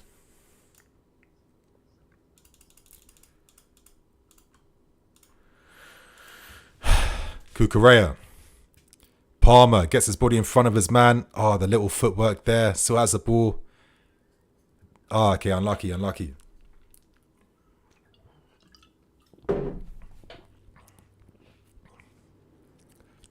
Okay, come on, boys. Kukureya first time back to Sanchez. Sanchez, yes, keep that pass completion rate up. Caicedo, I'm just liking the positions Caicedo's receiving on the ball. So he has looked good in this game on the ball for sure. Breuer's on the outside. Come on, Breuer. Burners. Nice little turn. Plays it back to Connor, who turns again to find Cole Palmer free on the right hand side. Who's Palmer found? Oh, shit. Damn, Cole Palmer is a very good player, isn't he? I don't think this kid's a fraud. I think this kid is a very... Look at that cross he's picked out then. Like in between the two Fulham defenders near post. Like he made that look effortless. Like there was times when Hakim Ziyech himself, like the consistency rate wasn't always there. But Palmer, once he puts his head up and when he finds someone, it's just like quality time and time again. Yes, bro, that's yours. Back to Matson. Oh, unlucky. He tried to find Connor then. I can see that. Caicedo, don't foul him, but win that. Yes. Fucking hell, ref, man. Come on. That's annoying. That is annoying. I mean, it didn't look like a foul to me, not going to lie. Okay. Back to the right-hand side, Fulham. Their defenders have had no clue this entire evening on who to pass. And every time their defenders square to each other, Palmer triggers his press, or whoever's on the left-hand side is the same thing. Yes, Corwell, that is good proactive defending. You see how he timed that then? It's looking like a monster down that left-hand side. Like 20 years old. Pfft, not making sense. Oh, Cole, Jermaine, Palmer. Okay, now we're attracting Fulham to press us now. Cucurella. Oh, nice little cut inside. Unlucky then. Try to find Breuer. Nice idea. Who's going to be the option for Cucurella? It has to be Breuer, no? Okay, back to Enzo. Plays it back to Disasi. Sanchez on the ball. Does he find anyone? He does find Caicedo, who plays it back to him. Who finds Enzo. Is it like any surprise that with Enzo and Caicedo together in the pivot, we're just looking a bit more smoother, even playing out from the back. But anyway, that was a nice little turn then from Palmer to find Gallagher, who plays that pass a little bit short then. But the pressure's on. Gallagher's there to receive. First time crossing the books, but he kind of forced it then. And I think that's like Connor's little limits, you know. I can't be expecting like, 10 out of 10 upside and everything he does. Like, he kind of rushed that cross. There was no need to do that. But his benefits he brings to the team are very good. Off the ball, on the ball. Like, people call him a workhorse. I think you can't really disrespect those types of players, to be fair with you. And I think he's got those workhorse-like tendencies, but he does have that goal threat. Tactically, he's very good too. I think this is the reason why Pochettino is using him. Diop. Okay, one of the few times they found Jimenez in the middle. One of the few times in this game. Yes, Cucurella, well blocked. To stick with your man. First time cross again. Levi deals with that. Great defending, Levi. And he wins a free kick for us. Cole is 20 years old. I can't remember seeing... I think the last, young, dominant performance I saw from, a young defender... And I said that so stupid then. Sorry. But it was probably Kurt Zouma when Kurt Zouma first started announcing himself. Before that terrible ACL that he got. Because Kurt Zouma, when he first came from Saint Etienne, I really thought that he might be a potential legend in the making. Or not even a legend, but really, up there. Because what he was doing at his age, I mean, his only real weakness at the time was that for the final, 15, 20 minutes of a game, he would kind of, go to sleep. But I was thinking to myself, if that's your only weakness at that age, I mean, I'll happily work with you. He was so dominant when he was first playing for us. And I just get that kind of feeling and confidence from my defenders. And I like that I get that similar thing from Cole. Where I know that most times when he's looking to win that ball is his. And to do that at 20, and he's a bit of a fake player. And this is exactly why I kept saying for years on this channel, Cole. I kept going on and on. And people are like Gvardiol and stuff like that. Listen, Gvardiol is great, but I was like, why would you want to spend 100 million on Gvardiol when you have Levi Cole that you've made for free? It'd be stupid. So I'm glad. But anyway, Fulham making 2 subs. Jimenez, who's done nothing to no fault of his own, is coming off for Vinicius. And Iwobi. I forgot that Iwobi signed for Fulham in this window. I completely forgot. I feel like that move was done so he can come back to London. I'm not surprised by that. Iwobi is, a bit of press resistance. Wilson's been dominated by Corwell throughout very easily. Let's see what Iwobi does. Iwobi's just a seasoned, Premier League football player. Very seasoned. So any tweaks coming from this? So Iwobi will play on the right-hand side.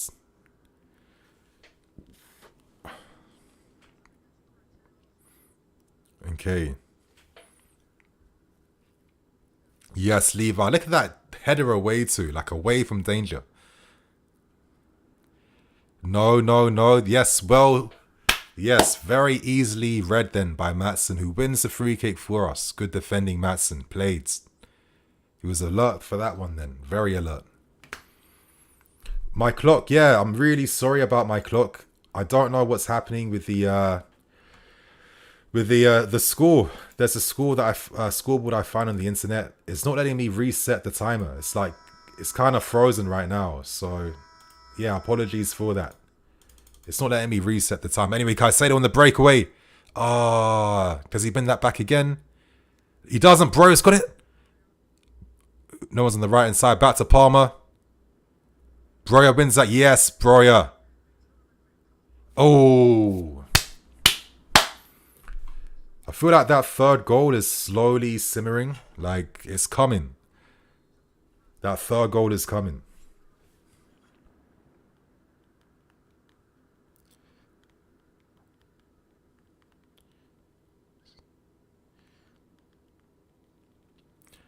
Okay.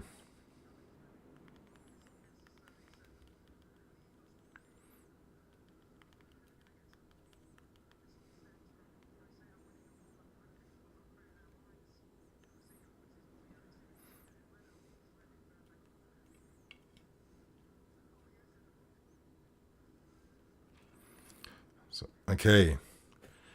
The press has been kick-started again. Caicedo needs to get back in position right now. He needs to double up with Cucurella. Cucurella is on Anthony. Okay. Like the only real bit of danger. I thought Caicedo was caught a bit high up the field then. And I think Cucurella was caught in no man's land. He had two guys on him at the time. Oh. I mean, thank God that's a Iwobi from the right-hand sides. Caicedo receives well and he gets brought down. Is that not a yellow card? That's like, what, two fouls now? Anyway, Enzo's on the ball. Finds corner further forward, plays it first time. And again, taken out again. Fouls after fouls after fouls. Oh, let them play on. Yeah, of course.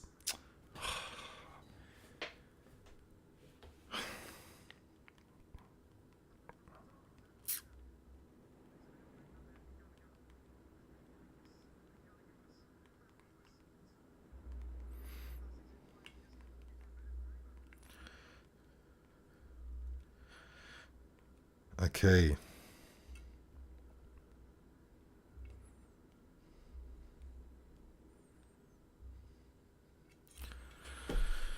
Come on. The switchboard to find Castagna. But it does nothing with that. Silva easily reads that and he goes to...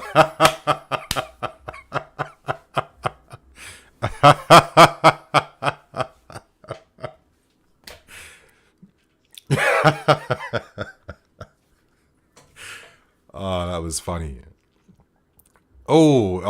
Yeah. I can see that was a bit naughty then for Vinicius. Very naughty.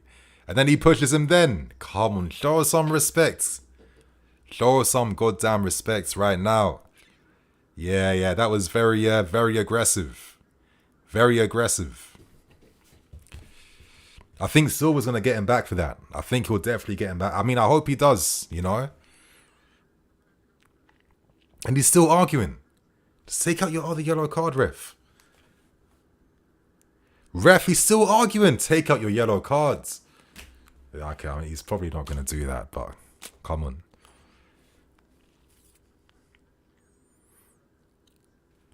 Okay.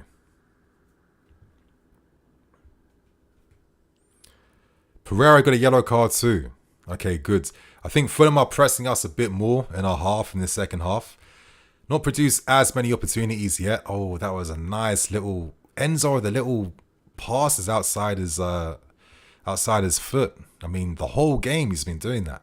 This is like a classic Enzo performance. Disasi on the right, back to Cucurella. Plays it back to Silva, who had to stretch to receive that then, and he tries to hit it first time over the top to find Bro, which is a nice idea. I feel like it could be substitution time soon, though. I feel like Fulham are maybe pressing us a bit higher in the second half. But I mean, they have to, and if you think about that, we're in a position where we don't have to force anything. Like, we can bide our time and pick them off now. Okay, Vinicius with the running behinds. Iwobi, can we deal? Yes, we blocked the shot. Good. Back to Maatsen. Clears it forward. I think I want to keep the ball a little bit, though. It's like we have the quality to maintain possession a bit, just to slow the game down a bit now. I feel like momentum slowly on Fulham's side this past like 5 minutes. Ball in behinds. Dealt with by Cole, and it's off, and it's our throne. I'm very happy, Nini. I'm great to read that, my friends. Silva was mad, very mad. Hope Silva injures. I mean, you guys, I mean, come on. You can't be doing that and thinking you're going to get away with that. I mean, absolutely not. That can't be tolerated.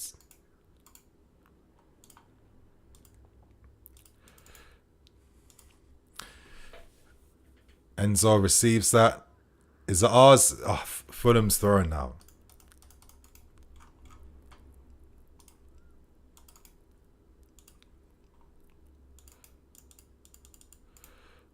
Okay. Willian switchboard to Iwobi. I feel like since Iwobi's come on, he's helping them keep the ball a bit better in the final third. I thought Wilson was getting dominated throughout. And now they're trying to like play in a half a bit more. And now we're a bit more deeper than we've normally tended to be throughout this game. Okay.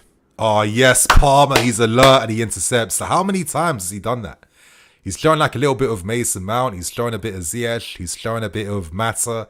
He's showing a bit of everything that you want to see from your right winger so far. Like, the guy is no slouch off the ball, which is really nice to see. Ah, Silva, man. What was that pass?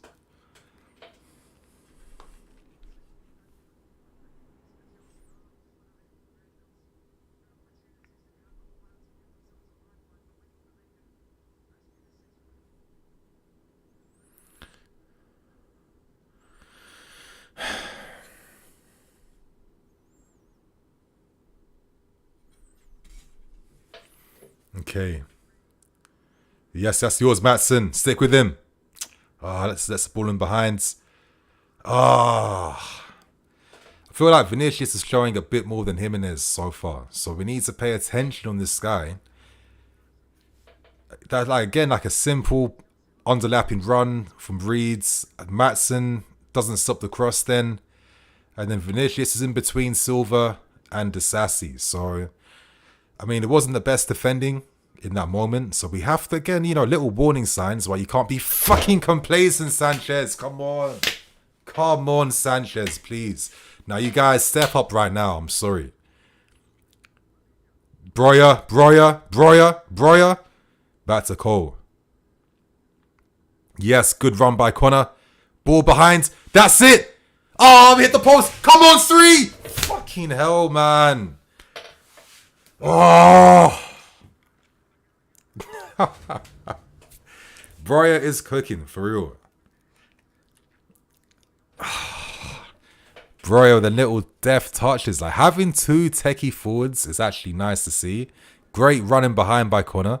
Good reverse ball back. Ian, so unlucky. So unlucky. But Ian's got a great strike on him. I give him that. Like, he opened up his body well. Enzo, could he have just, like, dinked that then? Oh, unlucky from Ian on a stronger foot. That was it to make it 3-0 and to kill this game. That was great attacking play, especially after that nearly a silly mistake from Sanchez. The instant reaction then. Breuer. Please. I hope this guy is okay and just needs to like rest a bit. Obviously, he can't be rushed back fully like that. I'm hoping it's not going to be like 2-3 weeks out with a hamstring or something like that. Please, please. Please tell me it's precautionary and it's not going to be serious, because that would make me sad. That would make me sad, not going to lie. Come on. I hope Breuer is just precautionary. Should have taken him off a bit earlier. I mean, it's all ifs and buts, right? All ifs and buts. It's all hindsight. I mean, Breuer tonight, a lot of players, it takes them like a run of games to even find form like this. The fact that he's been such a menace in behind Fulham all game. Yeah, a bit of fortune with this goal, but you forced your luck, right? It's nice to see that after being out for so long that he can come back and play a game like this. So credit to him, and let's hope that Breuer is going to be okay now. I'm really crossing my fingers and touching wood right now that this guy's not got some silly 2-3 week hamstring injury that's going to be long. The Sassy.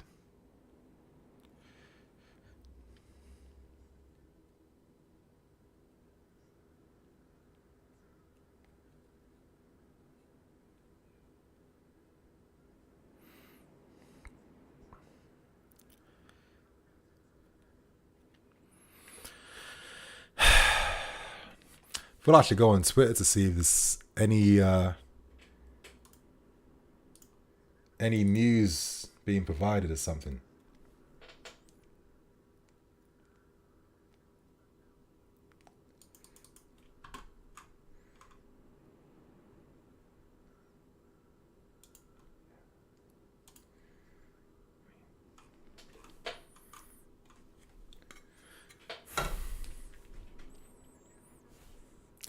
Got a super chat here from Jackie. Really appreciate that. Thank you, bro.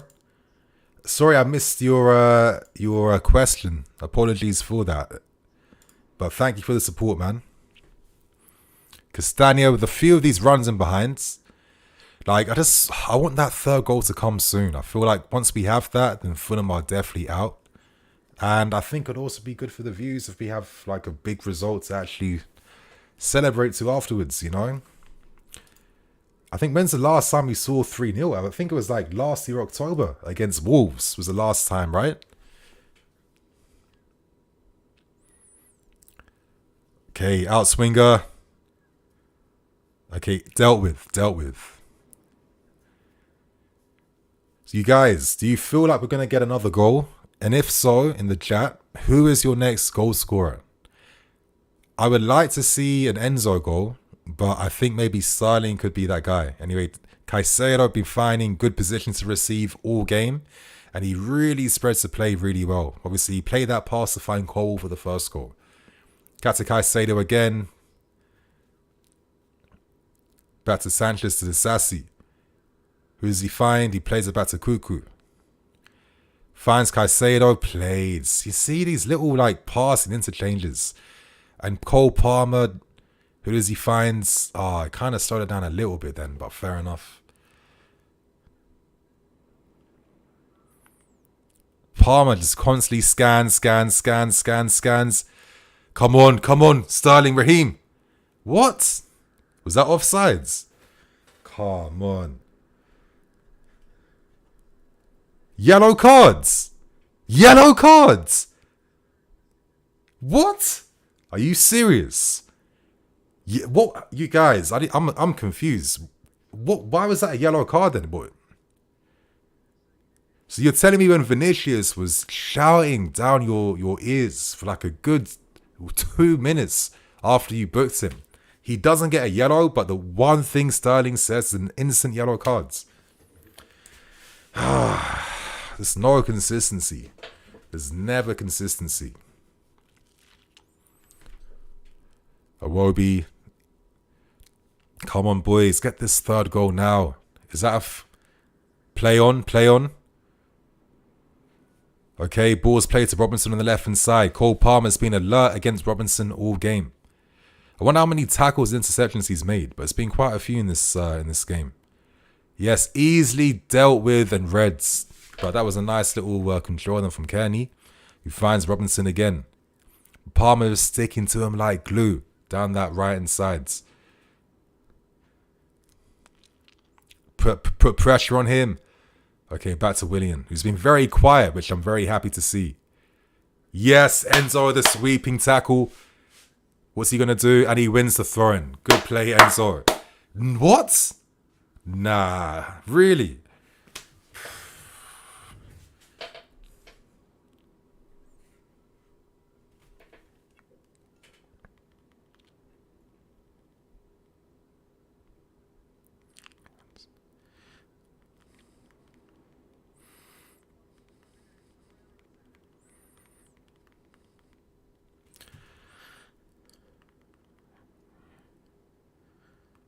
Okay.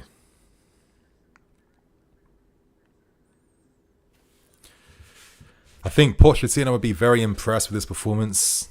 I think the players have done everything to a T so far. I'm looking at the sub bench though.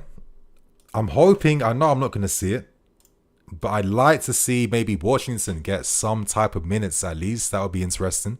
Anyway, Caicedo finds Gallagher. Cuckoo's pushed up into Fulham's half now. We have a bit more like presence in their half.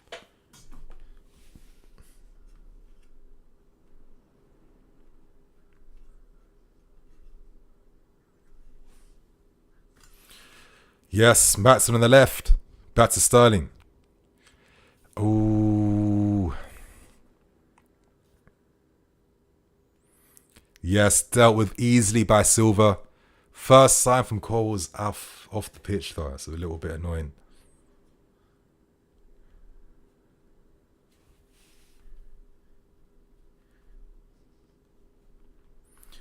Okay. I'm looking at the stats on my phone real quick on OneFootball.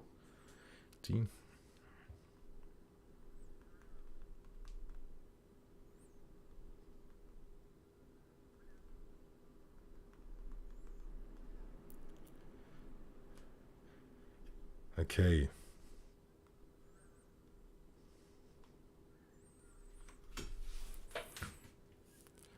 So we've really, again, you know, well dealt with by Caicedo. Intercepts very well then. He had no one forward to play to though. Back to Maatsen, who plays it back to Cowell. Makeshift back three, Silva in the middle. Great pass to find Gallagher, who, you know, he receives in very good areas, Gallagher. And he now finds Ian Maatsen. Because like how you receive is important, because it lets you play, your team gets to play up the field then. Caicedo back to Cowell. We do seem very much in control right now. I feel like Fulham aren't pressing with as much intensity right now. They're looking a little bit slower. Yep, Enzo back to Caicedo. First time from Silva to find Cole on the left-hand side. Cole's advancing forward. Who's he found? Oh, that was...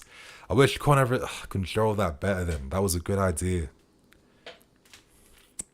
Sorry. Hey, babes. Did you record that panorama thing? It's not on BBC? No, I said it's on BBC iPlayer. Alright, cool. Diop's carrying. Maatsen, come on, Maatsen. Back to Cowell. Far post cross and dealt with by Cucurella. Hey, listen, Cucurella's been on point in this game. I'll give him big credit for his application. He's not been messing around. He's been moving like a serious pro, which is what you want to see, right? Lineup. Okay, so the player ratings, I think everyone should be scoring a 7 in my opinion. I don't know why Disasi and Cucurella haven't. I think it's been an all-round good team performance. Yes, Sanchez claims that. There are the little details that Kepa... I mean, it's good that Kepa's doing well for Madrid's. But again, Kepa, you know, they're not attacking his box in La Liga like what they're doing in the Prem, right? Enzo. Squares it to Disasi on the right. Back to Cuckoo. Like, it's actually quite nice having a left foot on the right-hand side. Just for the passing angles, right? Like, Cucurella has combined so often with Caicedo throughout, and they've been really effective in passing and receiving and turning defense into attack. It's been good to see. Like Cucurella is always like receiving with his body open too, so he's always playing like a very incisive pass. That's finding a good option. Anyway, Iwobi easily dealt with. But I feel like it should be substitution time soon, no? Like I would like to see Noni get on the fields. That would be nice.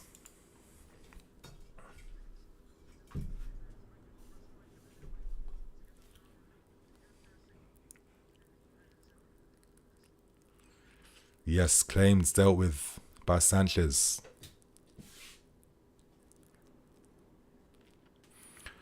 $74 in, 2-0 up.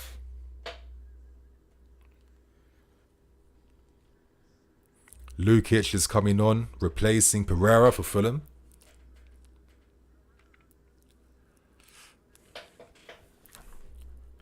But then looking at the stats then. So first half, nice expected goal threat, 0.96. Fulham, 0.03, absolutely nothing. Awful. Second half, 0.73. We should have made it 3 by now. Hit the post again. It's like, the third, fourth time this season. The possession's a bit more even, though. I think we've had most of the threat. Fulham's threat's been barely anything. Caicedo and Enzo's there to mop up. They both got taken out for. Like 200 million worth of midfield got just taken out like that. Okay, Cucurella. Good.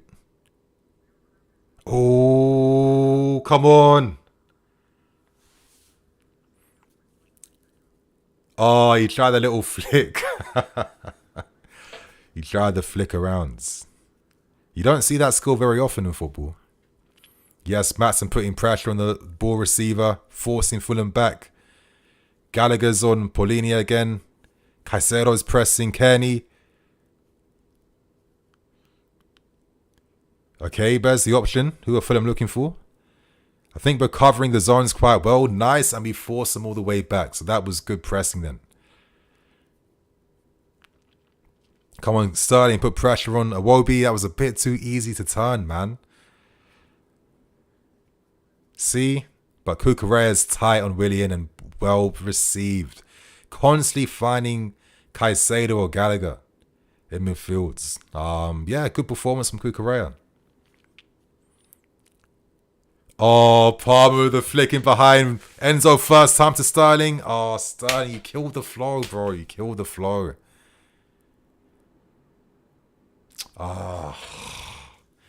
Kill the flow of the whole attack. Like, sometimes I feel like he just loses sight of what he has to do next sometimes. Like, once his head's down, it's like, okay, cool. Whatever move you had planned, it's now got killed now. Okay, Willian looking to cut inside. Can he do that? Finds Kearney. Oh, shit. Oh, what a save from Sanchez. Bro, Sanchez has been so clutch this season. He has been so clutch with some of these saves from absolutely nowhere. Look, I mean, this is a great ball from Kearney. A great ball from Kearney. I'm going to give him credit for that. And you know what I like about Sanchez, which I kind of had a little doubts about him actually before we signed him, was that, okay, if you're going to be our keeper, you're not going to get peppered with like 15 shots a game. Like, you have to be alert for all moments. And I think one thing that Sanchez is showing is that he maybe he's a bit more alert than we give him credit for. You know? Like, he's made so many clutch saves for us. And that was another big save right there. Anyway, Ugo Chukwu is now replacing Cole Palmer. Okay, so fair enough. Maatsen's on the right sides. Okay. No Madueke. I guess Poch wants to kill the flow of Fulham. I mean, I don't really know, to be fair with you. I got no idea. But I feel like sometimes when you see subs like that, it does indicate that there's going to be another sub that comes on quite soon. And it's like, okay, this is a sub to like get the team settled. And then I make the other sub to bring something new.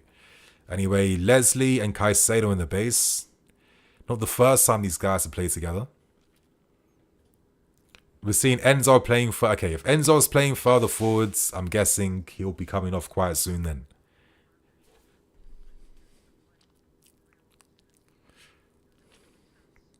Ream finds Diop.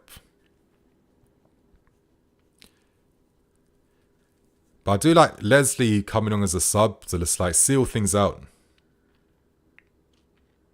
I think this kid has big potential. Him and Lavia, it seems like they're the main favourites. I look at Casaide, I look at Santos, I'm not too sure now. Not all these guys can play together unless Gallagher one day leaves, which I think is what they're hoping for, to be honest with you.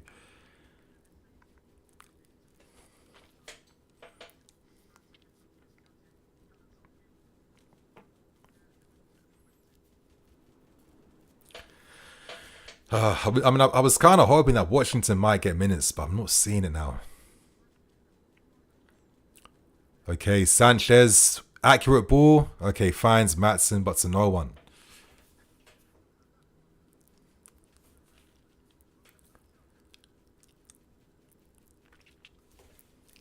I think the tempo of the game's definitely slowed down a little bit more now. Gallagher's playing on the right wing at the moment. Enzo's now pressing further forwards. Gallagher's there. Oh, okay.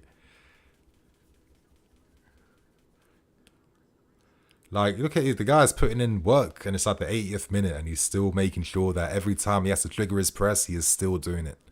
Like, you know, personalities like this in your squad, I'll never understand why people hate them. Like, if Gallagher was bad, he couldn't be playing with flipping Enzo and Caicedo. I mean, look at this in the 80th minute, man. Come on. Like, it's not that sexy, I get it. But let's not act like it's not also important too. You know, you need these guys in your squads. Like, let's show some respect to the squad guys.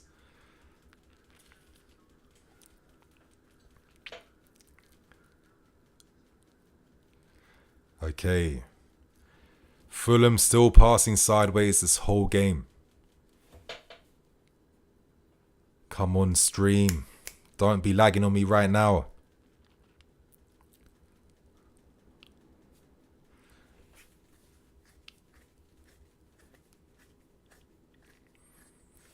That's it. We're forcing long balls now. Dealt with. Yes, Silva wins that. Get in there. Yes, Silva. Played Silva. Nice little deft touch on the floor then. Really nice. I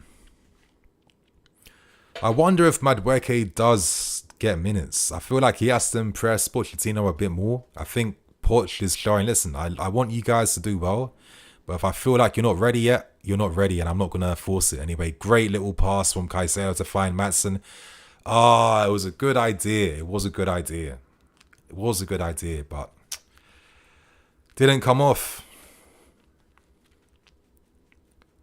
Yes, Caicedo. Come on, you guys. Win that ball back. Put pressure. Good. Kicked out of play.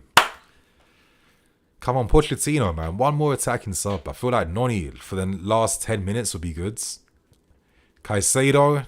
Hopefully it's a little knock. Okay, it's feeling a little bit of tightness. I mean, he's covered a lot of ground in this game. What are the stats showing? Caicedo. See, like a lot of presence near that right side of the field. 38 out of 41 passes. Listen, he's not got... I wish there were stats to show like pre-assists. I think that Caicedo has done a lot of like nice pre-assist passes in this game where he's kick-started the move. That's been really good. I got 3 out of 3 long balls. Yeah, 4 out of 6 ground duels won. Possession barely lost 4 times. Yeah, I mean, yeah, been a very nice performance from Caicedo. Yeah, it's nice to see greens all rounds. Very nice to see. I think Cole's been really dominant in this game. He got the assist too. I mean, I'll talk about all the stats and I'll break down this game again for tomorrow's, what we learned video. I'm liking that you guys are liking the series. I felt like I had to change things up with the match reviews and the what we learned. I feel like I'd rather do what we learned when I can like you know, re-examine the game again, show the stats, show some clips, the numbers, you know, all that type of stuff, really. So tomorrow, stay tuned for that.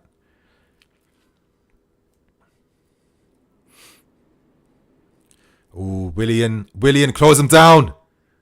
Oh, come on, Sterling. Like, I don't know. I just feel like in that moment then, if you know he's running into that space, close him down, put him off. Like, he's coming your way, for God's sake, and you're looking behind you. Like I said, I respect Sterling. I like him, and he is a good player. But like I said, I probably wouldn't have bought him for 50 mil last summer, to be fair. You know, I think for like a super squad, he's like a good squad player. But I think it is a bit crazy that he's earning star player money when I don't really feel like he is necessarily a star player like that. But again, I'm not going to be negative. I mean, we're 2-0 up, for God's sake, away from home. Nice little flip from Sterling to find Enzo. Can he find him again? What a flipping... Oh, flipping hell, mate. Oh. Okay. We're still maintaining our mid-block structure.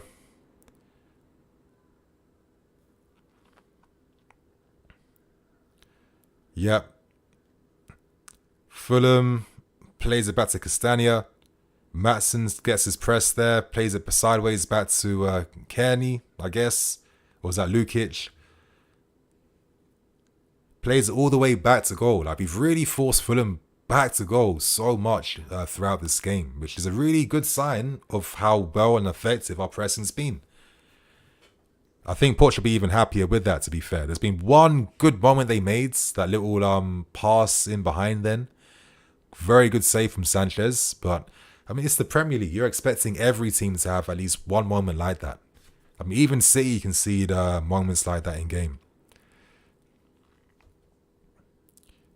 Yes, well read again by Silva, but the clearance is a little bit dead though. But this is our moment to contain Fulham now from this set piece.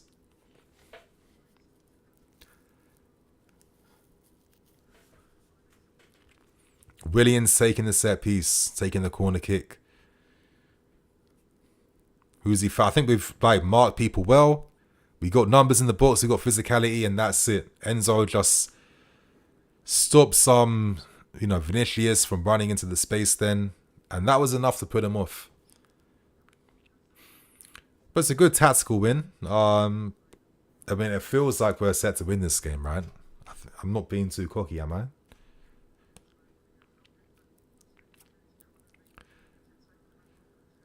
Shit, who's Fulham's manager's name called again? How am I forgetting? It's not something... What's that guy's name called again, for God's sake? I really hate when I forget. Oh, yes. Marco Silva.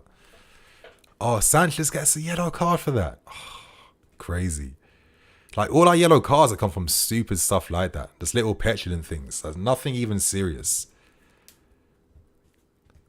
Come on, Sterling. Press him, bro. Just come on the field.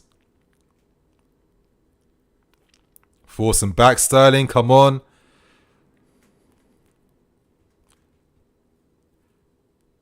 We're pressing them to one side of the field and we're pressing.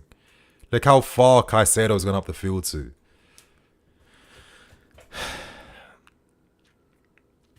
Diop.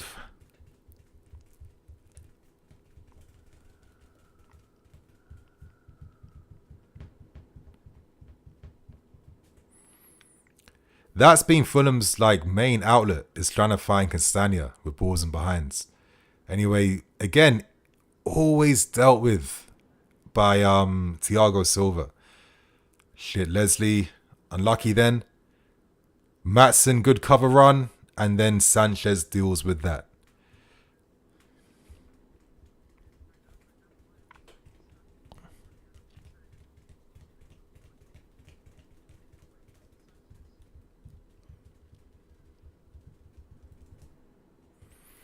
Okay, wasting time. Don't waste too much time, Sanchez. Not too much, but... So Gallagher won player of the match in from Sky. Okay. I mean, he's had a good performance. I mean, honestly, I would have given that to Cole Palmer. I would have given that man of the match to Cole Palmer. There were like other shouts. I think Caicedo's been good. I think Enzo's been good. I think Gallagher's been good. So it's nice that our whole midfield is doing really well. Maybe Gallagher defensively has been like a little bit better. I mean, he has been really important in helping us tactically. He has played a massive part in containing Paulina. Is that why he got the man of the match awards? Which I could understand. But I don't know. I just feel like maybe Palmer made maybe a few more things happen. I feel like the creativity in his performance deserved the man of the match award tonight, to be honest with you. But yeah, fair enough. Gallagher was awarded that. I mean, you know, it is what it is, I guess.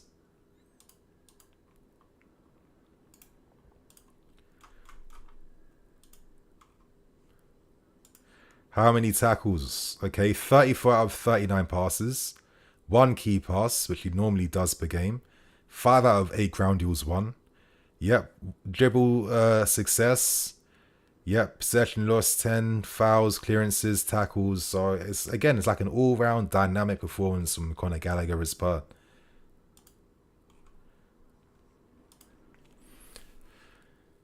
Okay, now the game's now coming to its final moments. Is there like another opportunity for one more goal?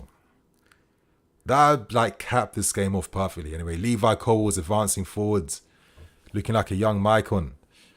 Back to Caicedo. Come on, Raheem, turn my guy. He could have turned and attacked the space.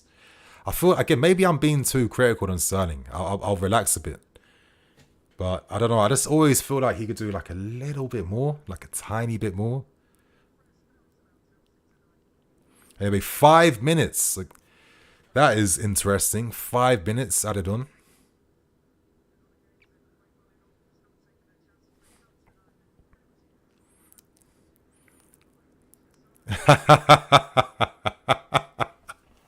Caicedo is rattled, I think Kenny, right? Rattled him.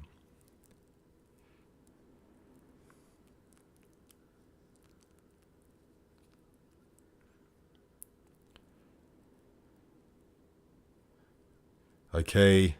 Handball. Yes, yes.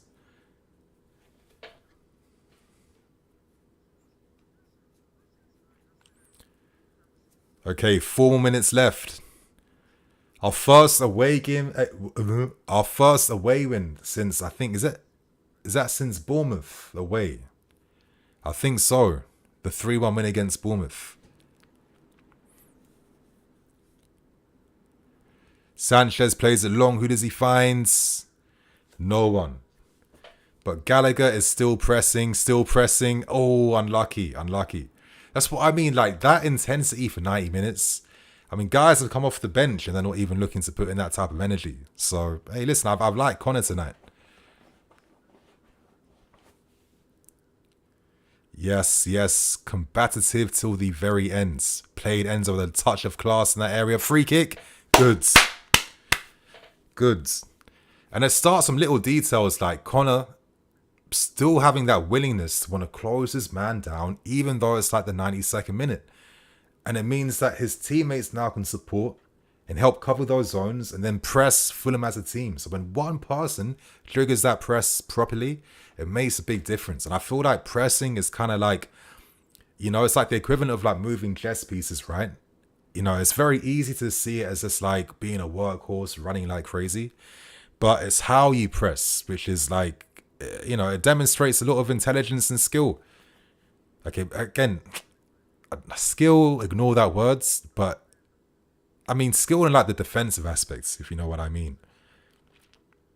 Because every time Connor's triggered a press, like, you know, we made those, I think the second goal came from that. And it's just been effective throughout. Look, nice little 1-2s then. Oh, Blades, come on. Oh, shit. Anyway, what, 2 more minutes left? But you guys in the chat, if you were like, you know, if you doubted Conor Gallagher, has this performance kind of warmed you up a little bit to his benefits in the team? Like, let me know in the comment section. I'm really curious to see. Anyway, 2 more minutes left. Oh, Silver again with that. It's like 3 back heel flicks from flick passes then from Silver. But look at Connor's there again. Yo, come on. Come on. This is big credit has to go out to him. I'm sorry. Like, I rate the application. I really do.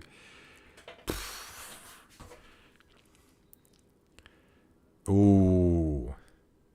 William Caicedo clashing. Ooh. Please tell me he's okay. It's just like a bit of contact. I get nervous every time now. Hopefully it's just a bit of contact and there's nothing mad. Ah, my lords. Bring on Washington? Yeah, it's probably not going to happen now. What is wrong with this stupid thing?